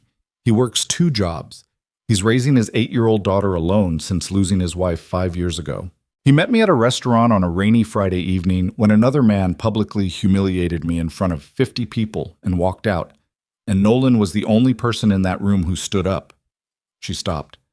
He invited me to join him and his daughter for dinner. That was it. That was the entire basis of the story that was used to try to destabilize this company and my position in it. She heard something from the audience. Not a sound exactly, but a quality of listening that was different from before. The kind of listening people do when they are reconsidering something. I want to say something about that evening at the restaurant, she said. Not because it's anyone's business, but because it's relevant to what I believe this company stands for and what I believe we owe each other as people. She looked out at the audience. I have been a public figure for long enough to know what rooms do when I walk into them. I've built a $460 million company in an industry that did not make space for me and did not expect me to last and has been waiting for a long time for me to prove it right. I know what it costs to walk into a room and be evaluated on things that have nothing to do with your ability or your work or your character. And I know what it means, what it actually means, when someone looks at you like a person instead of a headline. She was quiet for a moment. That's what Nolan Pierce did. On a rainy Friday in October, at a restaurant in downtown Chicago, a man who makes $48,000 a year and drives a truck with a dent in the passenger door and reads to his daughter every night even though she's old enough to read herself. That man stood up when nobody else did, and he asked me if I wanted to join them for dinner. She looked out at the room. He didn't know who I was. He didn't check. He just saw a person who'd been treated badly and did the straightforward human thing. The room was completely still. I've spent 39 years being told, in various ways, that I needed to earn my place. In boardrooms and investor meetings and restaurants and comment sections and blind dates arranged by people who meant well. Her voice was level, measured. I'm done earning it. This is my company. I built it. And the values I built it on, precision, integrity, the basic dignity of treating people like they matter. Those values did not come from a brand strategy. They came from knowing what it feels like when they're absent. She turned back to Trevor Voss, who had not moved. Trevor, she said simply and without drama, you're going to want to step off the stage. He looked at her. The room looked at him. There was nowhere to go that wasn't visible. He stepped off the stage. At the side door, 2 members of the building's security team were waiting, along with a man in a suit from the legal team who had a folder in his hand and the specific expression of someone delivering paperwork. Trevor said something to the legal man that the room couldn't hear, and the legal man responded with a single sentence, and Trevor's face did something complicated and then went blank. The room watched him leave. Then the room looked back at Brielle. She stood at the podium in her blue suit and she looked out at 300 people, investors and board members and journalists and clients and analysts. And she let the silence breathe for a moment before she said, in a different register, quieter and more direct, "I'd like to continue with the program, if that's all right with everyone. We have a product roadmap presentation in 30 minutes that I'm genuinely excited about, and I don't want to give this situation more of your afternoon than it's earned." But there was a beat. And then Richard Colt, 64 years old, married for 37 years, organizer of blind dates that ended badly, and also, apparently, the kind of man who knew when to start something. Richard Colt stood up. He began to applaud. The room followed. It wasn't immediate. Rooms never moved all at once. They moved in sections, like a wave. The people in the front first, and then spreading back. And it was not the polished, choreographed ovation of a room that had agreed in advance to respond this way. It was the real kind, which was louder and less synchronized and included at least 2 people in the third row who were clearly surprised to find themselves on their feet. Brielle stood at the podium and let it happen. She did not cry. She had promised herself she wouldn't at a restaurant on a rainy Friday in October, and she kept promises she made to herself. But she looked out at the standing room and thought, for just a moment, about an 8-year-old girl with a gap in her front teeth asking 7 questions from a notebook with crayon decorations, and about a man in a flannel shirt who had stood up in a restaurant because he thought it was the straightforward human thing to do. She thought about what it meant, what it actually, practically meant, to have someone stand up. She tapped the microphone once. "Thank you," she said. "Let's get back to work." She called Nolan at 4:15 from a small room off the main ballroom while the product roadmap presentation was running and the room's energy had shifted into the cleaner register of people who were interested in what was being said. He picked up immediately this time. "I saw the live stream," he said. Before she could speak, "Someone at Meridian had it on his phone in the break room. Manuel called me over and I saw it." She leaned against the wall of the small room. "How much of it?" "Most of part 2, from the restaurant story on." She waited. "You said my truck has a dent in the passenger door," he said. "It does." "To 300 people." "And the live stream." He was quiet. She heard him breathing. Then he said, in the particular voice he had when something had hit him, and he was deciding whether to let her know, "Brielle, yeah. That thing you said, about him standing up at the restaurant." "Yes. You didn't have to say it like that." "I know. You made it sound like—" He stopped, started again. "I just did what anyone would do." "I know you believe that," she said. "That's the whole point." He was quiet for a long time, long enough that she wondered if the call had dropped. Then he said, quietly and without preamble, "Avery's violin lesson is on Saturdays now. Manuel's wife knows someone who teaches in Bridgeport. It's $20 a lesson." She waited. "I figured you should know," he said, "what our week looks like, since apparently people know what my truck looks like." She laughed. It surprised her again, the quality of it, the way it came out real. "I'll keep that in mind," she said. "Good." Outside the small room, she could hear the hum of the ballroom, the presentation, the room's attention, the ordinary, productive noise of 300 people doing what they'd come to do. The afternoon had turned into something she hadn't fully planned for in the hours before it. She had planned the case. She had planned the room. She had not entirely planned the part where she stood at a podium in front of everyone she knew professionally and said, out loud, in public, that a man with a dented truck had seen her clearly on a night when nobody else did. But she had meant every word. She put her phone in her pocket and went back to the ballroom. Trevor Voss was terminated for cause on a Monday, 11 days after the summit.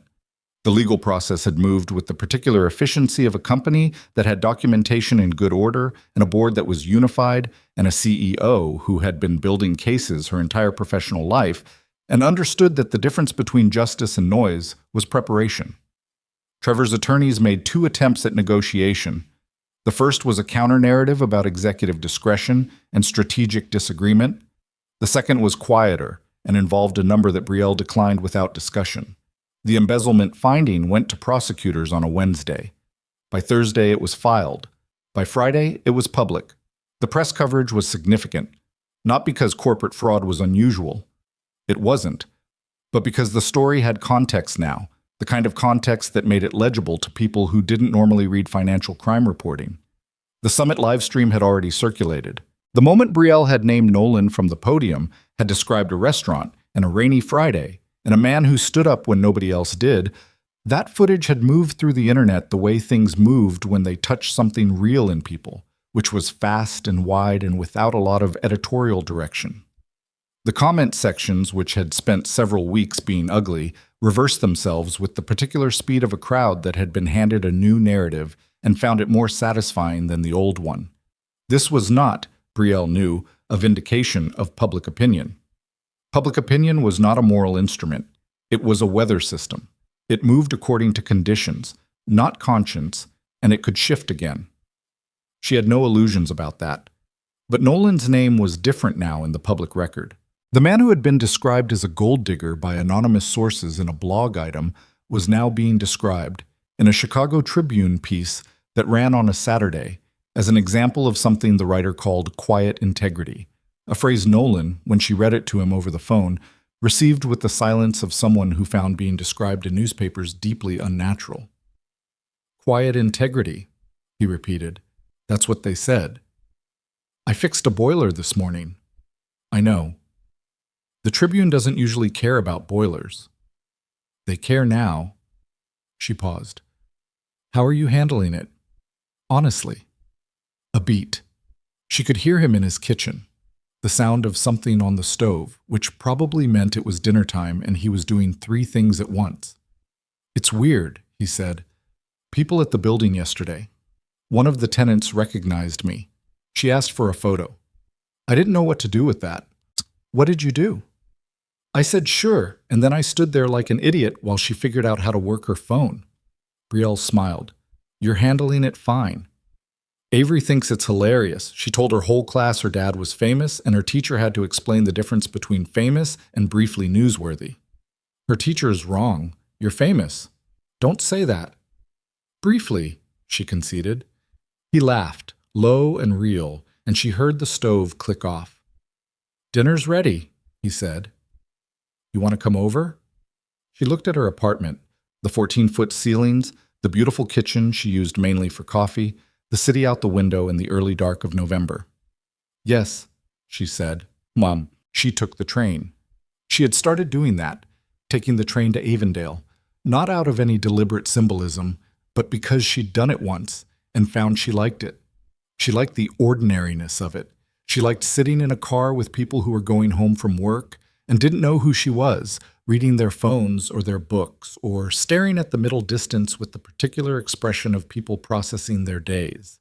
She was a woman who had spent a long time moving through the city in cars with tinted windows, and there was something about the train that reminded her that the city was full and ordinary and ongoing, that most of it had nothing to do with her, and that this was a good thing. Nolan's apartment was on the second floor of a 3-flat with a blue door that she'd been to enough times now to know the particular stiffness of the front latch and the way the 3rd step on the stairs creaked. The apartment itself was small and impeccably organized in the way of someone who didn't have extra space and had learned to treat space as a resource. The living room had bookshelves on 2 walls, his reading, which ran to history and practical reference, and Avery's, which was organized by size and color in a system that Avery had devised and maintained with visible pride. There was a couch that was old but clean. There were framed photos on the wall by the kitchen. Avery at various ages, a photo of the Bridgeport neighborhood that looked like it had been taken in the 1980s, and one photo of Kara, brown-haired, laughing at something outside the frame, caught in the middle of a gesture, alive in the way that candid photos caught people alive. Brielle had looked at that photo many times. She thought Kara looked like someone who laughed easily and meant it. Avery was at the kitchen table doing homework when Brielle arrived, and she looked up and said hi, with the casual warmth of someone for whom this visitor had become a normal thing, which was the highest possible form of welcome. Then she returned to her worksheet, which appeared to be long division, and which she was approaching with the particular expression of a person engaged in combat. "How's the division?" Brielle said, sitting down across from her. "It's fine," Avery said, in the tone of someone for whom it was not fine. "You want help?" "Dad says I have to try for 10 minutes first. Reasonable rule." "It's been 9 minutes," Avery said, looking at the clock. Brielle looked at Nolan, who was plating food at the counter with his back to them and his shoulders doing something that was very close to shaking. "1 more minute," Brielle said. Avery stared at the worksheet. The minute passed with dramatic slowness. Then, "Okay, now can you help?" They worked through 4 problems before dinner, Brielle explaining the scaffolding of the process with the same directness she used for everything. Not simplified, not condescending, just clear. Avery was a fast learner when the logic was visible to her, and by the 3rd problem she was getting there on her own and narrating her steps aloud with growing confidence. "I think I actually get it now," she said, with genuine surprise. "You did get it. You did the work. You explained it better than my teacher. Your teacher has 25 students. I have 1. Avery considered this. "That's a better ratio." "It is," Brielle agreed. Nolan put food on the table and they ate the way they'd been eating for 2 months now, with the low-grade comfortable noise of people who had gotten used to each other's presence. He'd made the chicken stir-fry, which Brielle had eaten 3 times and had come to understand was his reliable workhorse, the thing he made when he didn't have time to think about what to make. It was good. Not refined, not complex, just good. Properly seasoned, vegetables with texture, rice that had been cooked correctly. He was a better cook than he believed he was, which was something she'd said once and he'd dismissed, and she'd stopped saying because it was more effective to just eat the food with evident appreciation and let that speak. "Avery," Nolan said halfway through dinner, "did you tell Brielle about Ms. Kaminsky?" Avery made a face. "Who's Ms. Kaminsky?" Brielle said. "My violin teacher." Avery poked at her rice. "She says I have natural talent." "That's good." "She says I need to practice more." "Also good." "She says..." Avery sighed deeply. "She says I rush the slow parts because I get bored." Brielle looked at Nolan. "Don't," he said. "I wasn't going to say anything. You had a look." "I have a neutral face." "You had a look that said she gets it from somewhere." Avery looked between them with the focused attention of a child who was aware that something amusing was happening above her head and was working to bring it into view. "Do you rush the slow parts?" Avery asked Brielle. Brielle picked up her fork. "Constantly," she said. "My entire life. It's a work in progress." "Miss Kaminsky says the slow parts are where the music actually lives." "Miss Kaminsky sounds smart."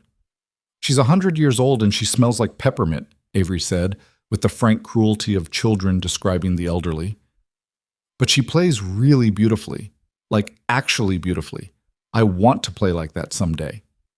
"Then practice the slow parts," Brielle said. Avery considered this. "Yeah," she said. "Okay." After dinner, after Avery had been sent to do the second half of her homework, and the dishes had been done in the particular negotiation of 2 people working in a small kitchen, Brielle washing, Nolan drying, both of them making the small adjustments that people made when they'd learned each other's rhythms. They sat on the couch with what was left of a bottle of wine Brielle had brought, and the low evening quiet of an apartment where a child was doing homework in the next room, and the city was outside doing what cities did. "The foundation application," Nolan said. He'd been holding something back all evening. She could tell by the slight tension in how he'd been carrying himself, the thing underneath the normalcy of dinner. "I want to talk about it." She turned to look at him.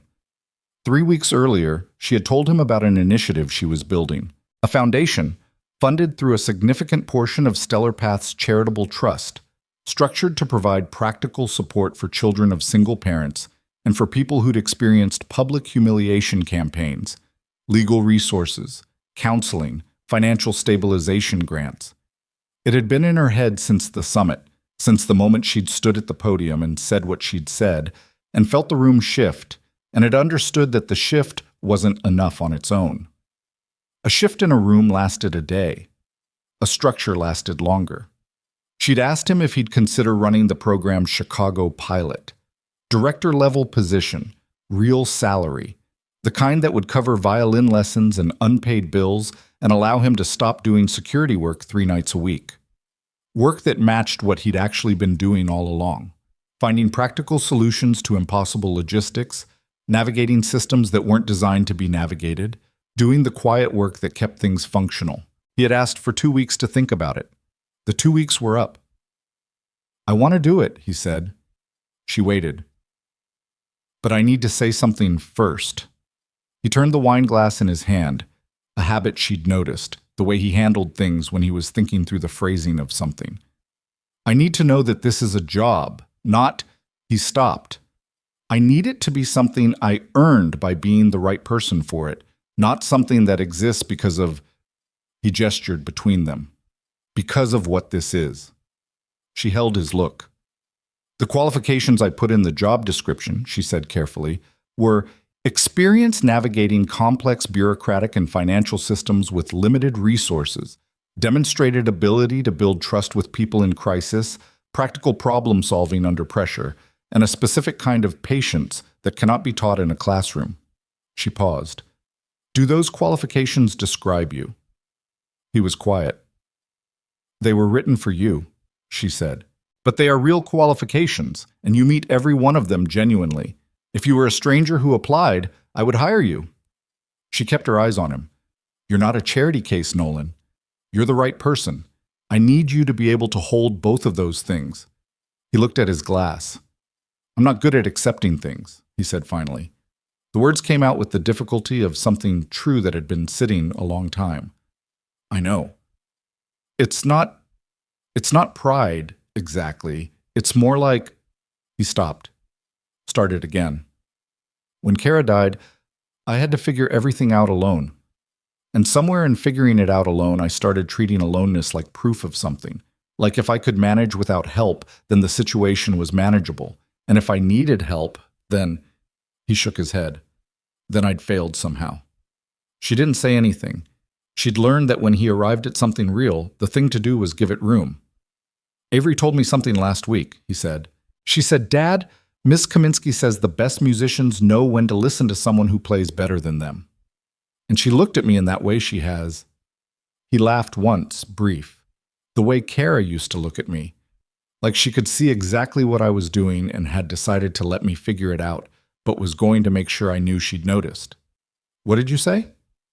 "I said, 'Finish your dinner.' Effective. I've been thinking about it since." He set the glass down on the coffee table and turned to look at her fully. The direct look, the one that didn't flinch. "I spent a long time being the person who stands up because it's the right thing to do, and then walks away before anyone can do anything about it. You saw that first night. I stood up and then I sat back down, and then I just offered you dinner because I didn't know what else to do." He paused. "I'm not good at being on the receiving end of things." "I know," she said. "I'm not either." He looked at her. "I have spent," she said carefully, 39 years making sure I never needed anything from anyone. Because needing things gave people leverage, and leverage was how they hurt you. I have a company worth nearly $500 million, and until 2 months ago, I genuinely could not tell you the last time I sat in a room where I wasn't calculating whether I was safe." She stopped. "You changed that. You and your 8-year-old in a restaurant on a Friday without trying to. And it terrified me for weeks because it was something I hadn't planned for. And I don't do well with things I haven't planned for." He was very still. "So," she said, "we're both bad at this. We're both better at giving than receiving. We both have walls built from losses we didn't choose. We're both figuring this out in real time without a clear map. I think that's actually the only honest basis for anything." The apartment was quiet. From the back room, the sound of Avery's pencil scratching on paper. And somewhere outside the city, traffic, wind, the faint rumble of the train a few blocks over. "Okay," Nolan said. "Okay? I'll take the job." He looked at her. "And I'm saying yes to this, all of it, whatever this is." She looked back at him. Yeah, she said. Me too. It was not a romantic moment in the way movies made romantic moments. Nobody scored it. Nobody lit it particularly well. They were two tired people on an old couch with wine and leftover dishes in the drying rack and a child doing math homework in the next room, and the moment was real in the way that only unscripted things were real. Slightly imperfect, slightly nervous, completely true. He reached out and took her hand. Not dramatically, just took it, the way you take the hand of someone whose hand you want to hold, and left it at that. She looked down at their hands. Then she looked up, and they sat there in the quiet, and did not need to make it anything other than what it was. The Stellar Path Foundation for Family Stability launched its Chicago pilot in February, 4 months after the shareholders' summit. The launch event was not at the Meridian Grand. Brielle had chosen a community center in Bridgeport, Nolan's childhood neighborhood on the south side, which had a gymnasium that held 200 people and smelled like floor wax and old bleacher wood, and the particular institutional cleanness of a building that had been maintained by people who took their work seriously. It was nothing like the summit. The chairs were folding, the coffee was from a 40-cup percolator in the corner and tasted exactly like that.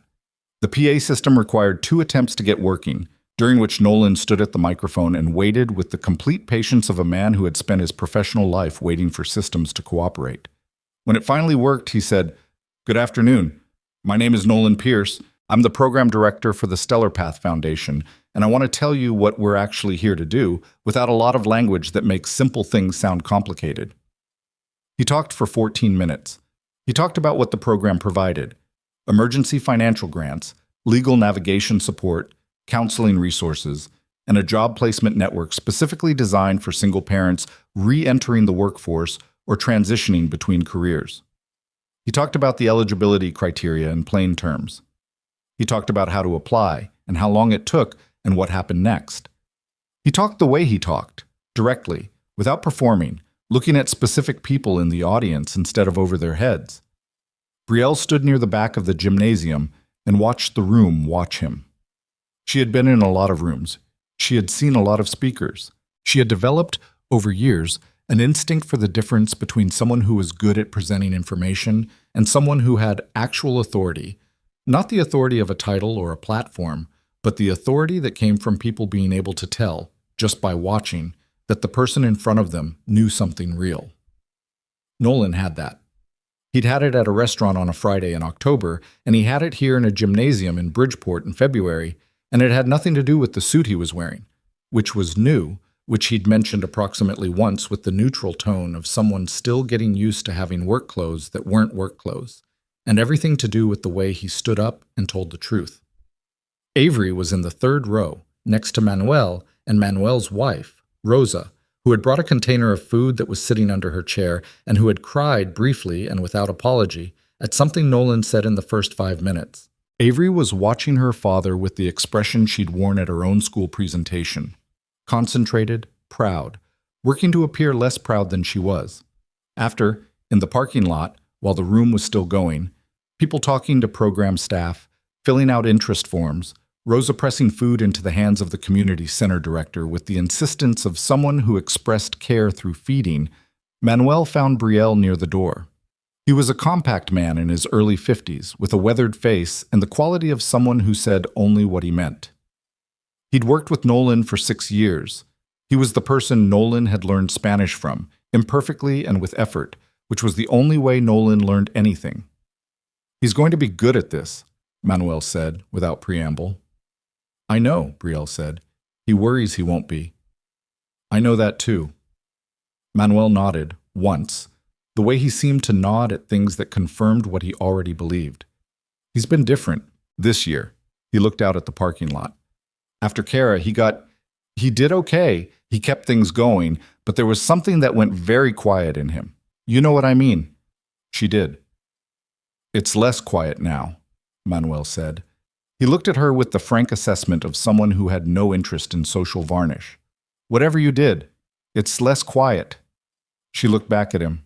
"He did it," she said. "I just showed up." Manuel considered this. "That's usually what it takes," he said, and went back inside to get some of Rosa's food before it was gone. Avery's first real violin recital was in March. It was a small thing. 8 students, a church fellowship hall, parents with phones ready, Ms. Kaminsky in a chair to the side with the expression of someone who had seen many recitals and maintained expectations accordingly.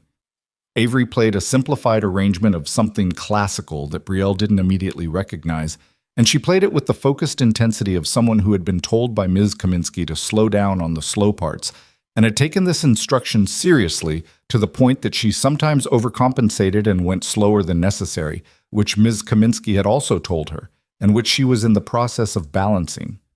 It was not a flawless performance. There was a moment in the second section where she lost her place and recovered it, and her face during the recovery showed everything. The brief flash of panic, the finding of the thread, the deliberate steadying, the return. Brielle watched Nolan watch his daughter work through that moment and saw his jaw do something subtle and controlled, the way parents' jaws did when their children were going through something hard in public and they couldn't help. Avery finished. She lowered the bow. She looked at Ms. Kaminsky, then at the audience, then specifically at her father. He was already on his feet. The other parents joined him, the way people joined standing ovations when the first person made it safe to stand, and the fellowship hall filled with the sound of 8 families applauding their children. Afterward, in the parking lot, Avery held her violin case with both hands and submitted to 3 photos from Nolan with the patience of someone who understood this was required, and then she found Brielle and said, without ceremony, "I messed up in the middle." "I know," Brielle said. "You fixed it." Ms. Kaminsky says recovery is as important as playing it right the first time. Ms. Kaminsky is correct. Avery thought about this. "Did you see Dad stand up first?" "I did. He always does that." She said it simply, as a statement of fact about her father's character, the kind of observation children made when they'd been watching someone long enough to know what they always did. "Even at school things, even when I mess something up, he always stands up first." Brielle looked across the parking lot at Nolan, who was talking to one of the other parents, laughing at something. The real laugh, the low one that came without announcement. "Yeah," she said. "He does." The night Nolan brought her back to Ardent was in October, a full year after the first time. The reservation was under Pierce, party of 3, and the maitre d', Gerald, still there, same posture, found it immediately, without the pause. He recognized them. That was visible. What was also visible was that he recognized them differently than he might have a year ago, not with the wariness of someone managing a potentially difficult situation, but with the particular quality of a person encountering something they'd witnessed and had thoughts about. "Welcome back," Gerald said. And he meant it. The restaurant was full, as it had been the first time. Friday night, November, rain on Michigan Avenue. Brielle noticed the rain first, before anything else, before the tables or the lighting or the familiar smell of beeswax candles. The rain on the windows was the same rain. The city through the glass was the same city, doing what it had been doing. Avery was 9 now. She had grown a specific increment that Brielle could see in how she moved. More length in her limbs, a slight shift in her proportions. The beginning edge of the person she would eventually be visible just underneath the person she was now. She still had the braids and the gap in her front teeth, and the quality of concentrated attention she brought to things that interested her, which was most things. She looked around the restaurant with the frank curiosity of a person encountering a significant location. "This is where it happened," she said. "Yes," Nolan said. "This table was your table?" She was looking at the table to the right of where they were being seated. The same table, still there, still placed at the same angle. "That one," Nolan said. Avery looked at it for a moment, then she looked at Brielle. "Were you scared?" "No," Brielle said. Then, more honestly, "Yes. A different kind of scared. Not of him. Of what it meant that nobody in a room full of people was going to do anything." Avery looked around at the room. The same guests as 1,000 Friday nights, couples, work dinners, a birthday celebration in the back corner. People who had probably never thought about what it cost to walk into this room as the particular person Brielle was. "They're looking at you now," Avery observed. They were. Not the way they'd looked a year ago. Brielle Hawthorne was more recognizable now than she'd been then. Not less a subject of the room's attention, but a different kind. The attention had a different quality to it. Not the low, sideways appraisal of people finding reasons. Something more direct. Something closer to the attention you gave to someone whose story you knew and had considered. Yes, Brielle said. They are. Does it bother you? Less than it used to. Avery accepted this and opened the menu. Dinner was what dinner had become for them over a year of Thursday evenings and Saturday errands, and 100 small occasions that had accumulated without announcement into a life that contained all three of them in it. Avery ordered the pasta and negotiated unsuccessfully for a Shirley Temple, and settled for sparkling water with the resigned dignity of someone who'd made the attempt. Nolan ordered steak because it was a special occasion, which he mentioned once and didn't belabor. Brielle ordered the duck confit, which was still excellent, which she'd known it would be. They talked about Avery's school, a project on ecosystems that she was finding interesting, a conflict with a classmate named Devin that she was finding less interesting and more exhausting, a field trip coming up that she was primarily excited about because of the bus ride, because Avery had always liked the in-between of going somewhere as much as the arriving. They talked about the foundation. The pilot program had reached 43 families in its first 3 months, and the waitlist suggested demand for a broader rollout, which Nolan had been building the case for and which Brielle was already planning. They talked about Manuel and Rosa's new kitchen renovation, which Manuel was doing himself and had described to Nolan in great and admiring detail, and which Rosa was managing with the patience of a woman who understood that some battles were not worth engaging. It was ordinary, genuinely, specifically ordinary, which was not a small thing. Ordinary was what you earned after enough unusual. After dessert, Avery got the lava cake, which she'd gotten the first time and which remained a perfect choice. Nolan said he needed a few minutes and would be right back, and excused himself toward the back of the restaurant. Avery, with the studied casualness of someone who had been briefed, became very interested in the remains of her lava cake. Brielle watched him go. Then she looked at Avery, who was not looking at her, and said, "You know something." Avery took a bite of cake. "I don't know what you're talking about." "Avery Grace Pierce. That's my name." "What does your father have planned?" Avery took another bite and looked at the ceiling with an expression of profound innocence that was, given her face, not very convincing. "You practice that," Brielle said. "Possibly." "How long have you known?" "He asked me—" Avery stopped, reconsidered. "He told me—" She stopped again. "I'm not supposed to say anything." "You already said something." "I said possibly. That's not the same as saying something." Brielle looked at this child. This 9-year-old who had walked into her office with a handmade drawing and 7 questions in a notebook, who played the violin with her whole self and got impatient with the slow parts, who asked questions that adults avoided and said things that were more accurate than most people twice her age managed.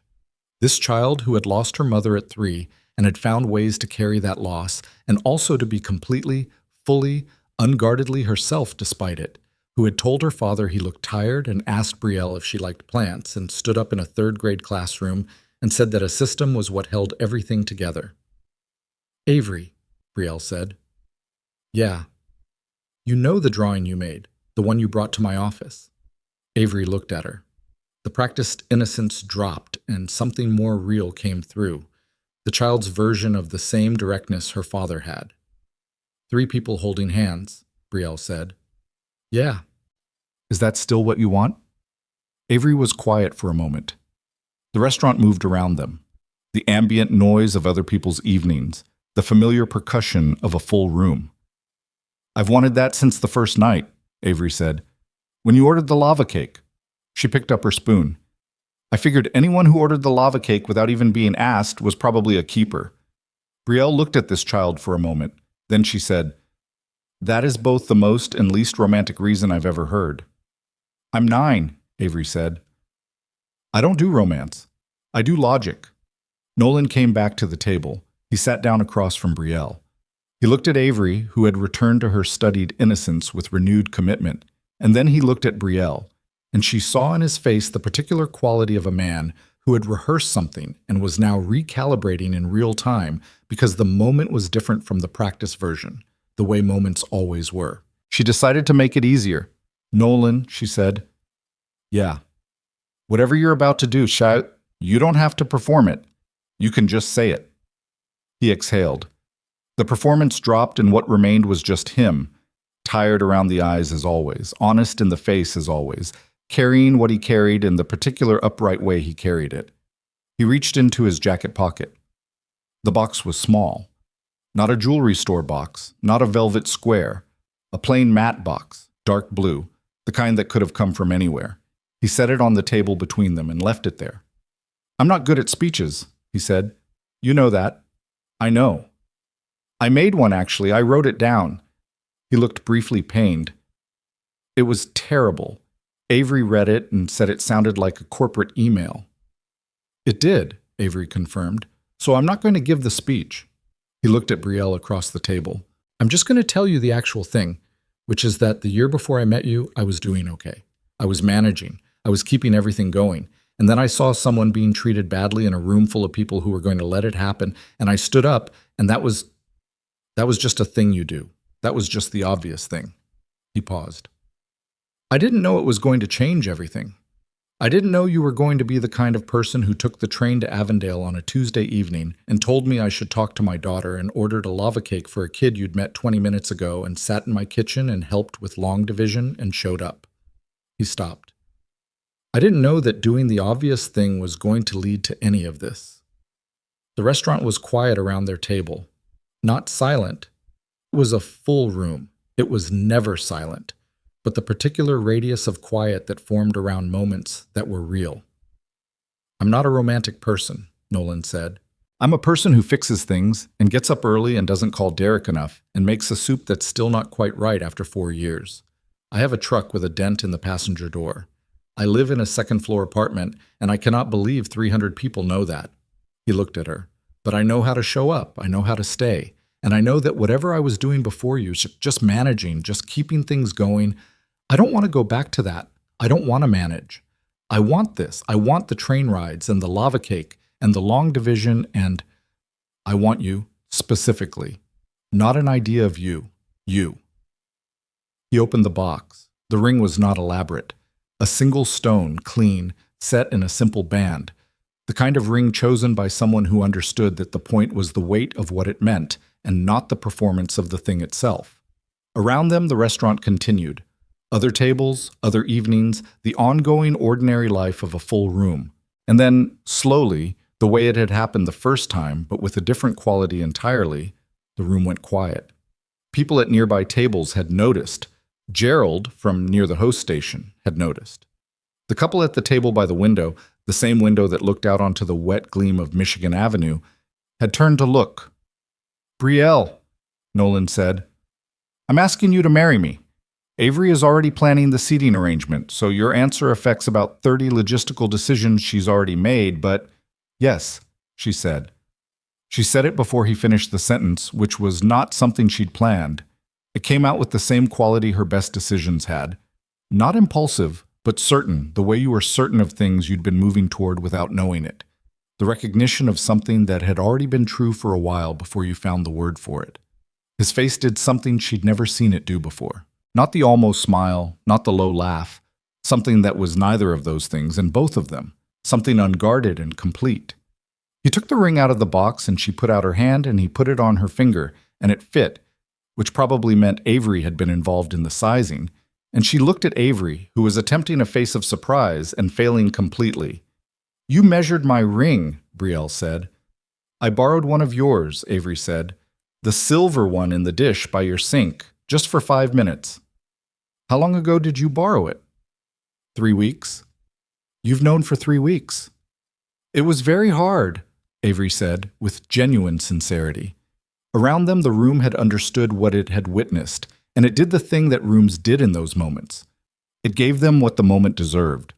Not the polished ovation of an event, not the coordinated response of an audience that had been cued. Just people putting down their forks and glasses and phones and clapping because a person who had walked into this room a year ago and been made to feel like she didn't belong in it had just, in this same room, been asked by a man who'd stood up for her to spend her life with him.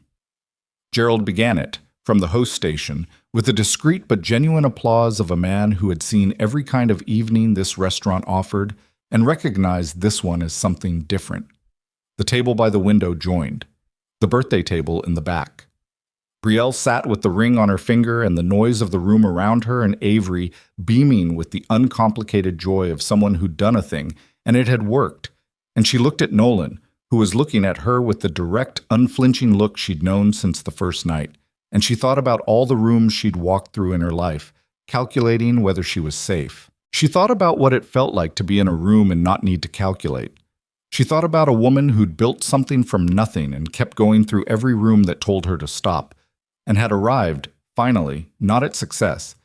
She'd had that for years, and it had been colder than she'd expected. But at this, a ring that fit, a child who'd borrowed the sizing ring 3 weeks ago and kept the secret until she couldn't, a man who had written a speech and thrown it away and just said the true thing instead. She thought about a rainy Friday and a question asked without performance. Would you like to join us for dinner? She had spent a long time believing that the measure of a life was what you built. The square footage, the revenue, the column inches, the cover stories. These things were real. She had worked for every one of them, and she did not apologize for them, and they would continue to matter. But sitting in this restaurant, with the ring new on her finger and the room still going around them, and Avery eating the last of her lava cake with the satisfied expression of a mission accomplished, she understood something she hadn't had language for before. The measure was not what you built. The measure was what you stood up for. A man she loved had stood up in this room when it cost him nothing, and nobody was watching, and there was no particular reason to except that it was the right thing, and he was the kind of person who did the right thing when it was obvious. That was it. That was the whole origin of this evening, of this ring, of this life that had reorganized itself around a question asked over a breadbasket on a Friday in October. You stood up. And then things became possible that hadn't been possible before. She picked up her water glass. Avery, she said. Yeah. The seating chart. How many people? Avery produced a folded piece of paper from somewhere, Brielle genuinely did not know from where she had been watching, and unfolded it on the table. Currently 41, Avery said, smoothing the paper. But Manuel says Rosa will be upset if we don't invite her sister, so probably 43. Nolan put his face in his hands. Brielle laughed, the real kind, the one that came without warning, and reached across the table and pulled the seating chart toward her to look at it. Outside, the rain continued on Michigan Avenue, the same rain it had always been. The city went on doing what cities did. In a restaurant with beeswax candles and a maitre d' named Gerald and a window that looked out onto the wet gleam of the street, 3 people sat around a table with a seating chart and a ring and a lava cake plate that was being scraped with the dedication it deserved. The door that had once closed behind a man walking out had become the door they would walk out together. Not as a symbol, not as a statement, just as 3 people who had found each other in the ordinary chaos of a city on a rainy night and had chosen every day since to show up. That was the whole story. That was enough.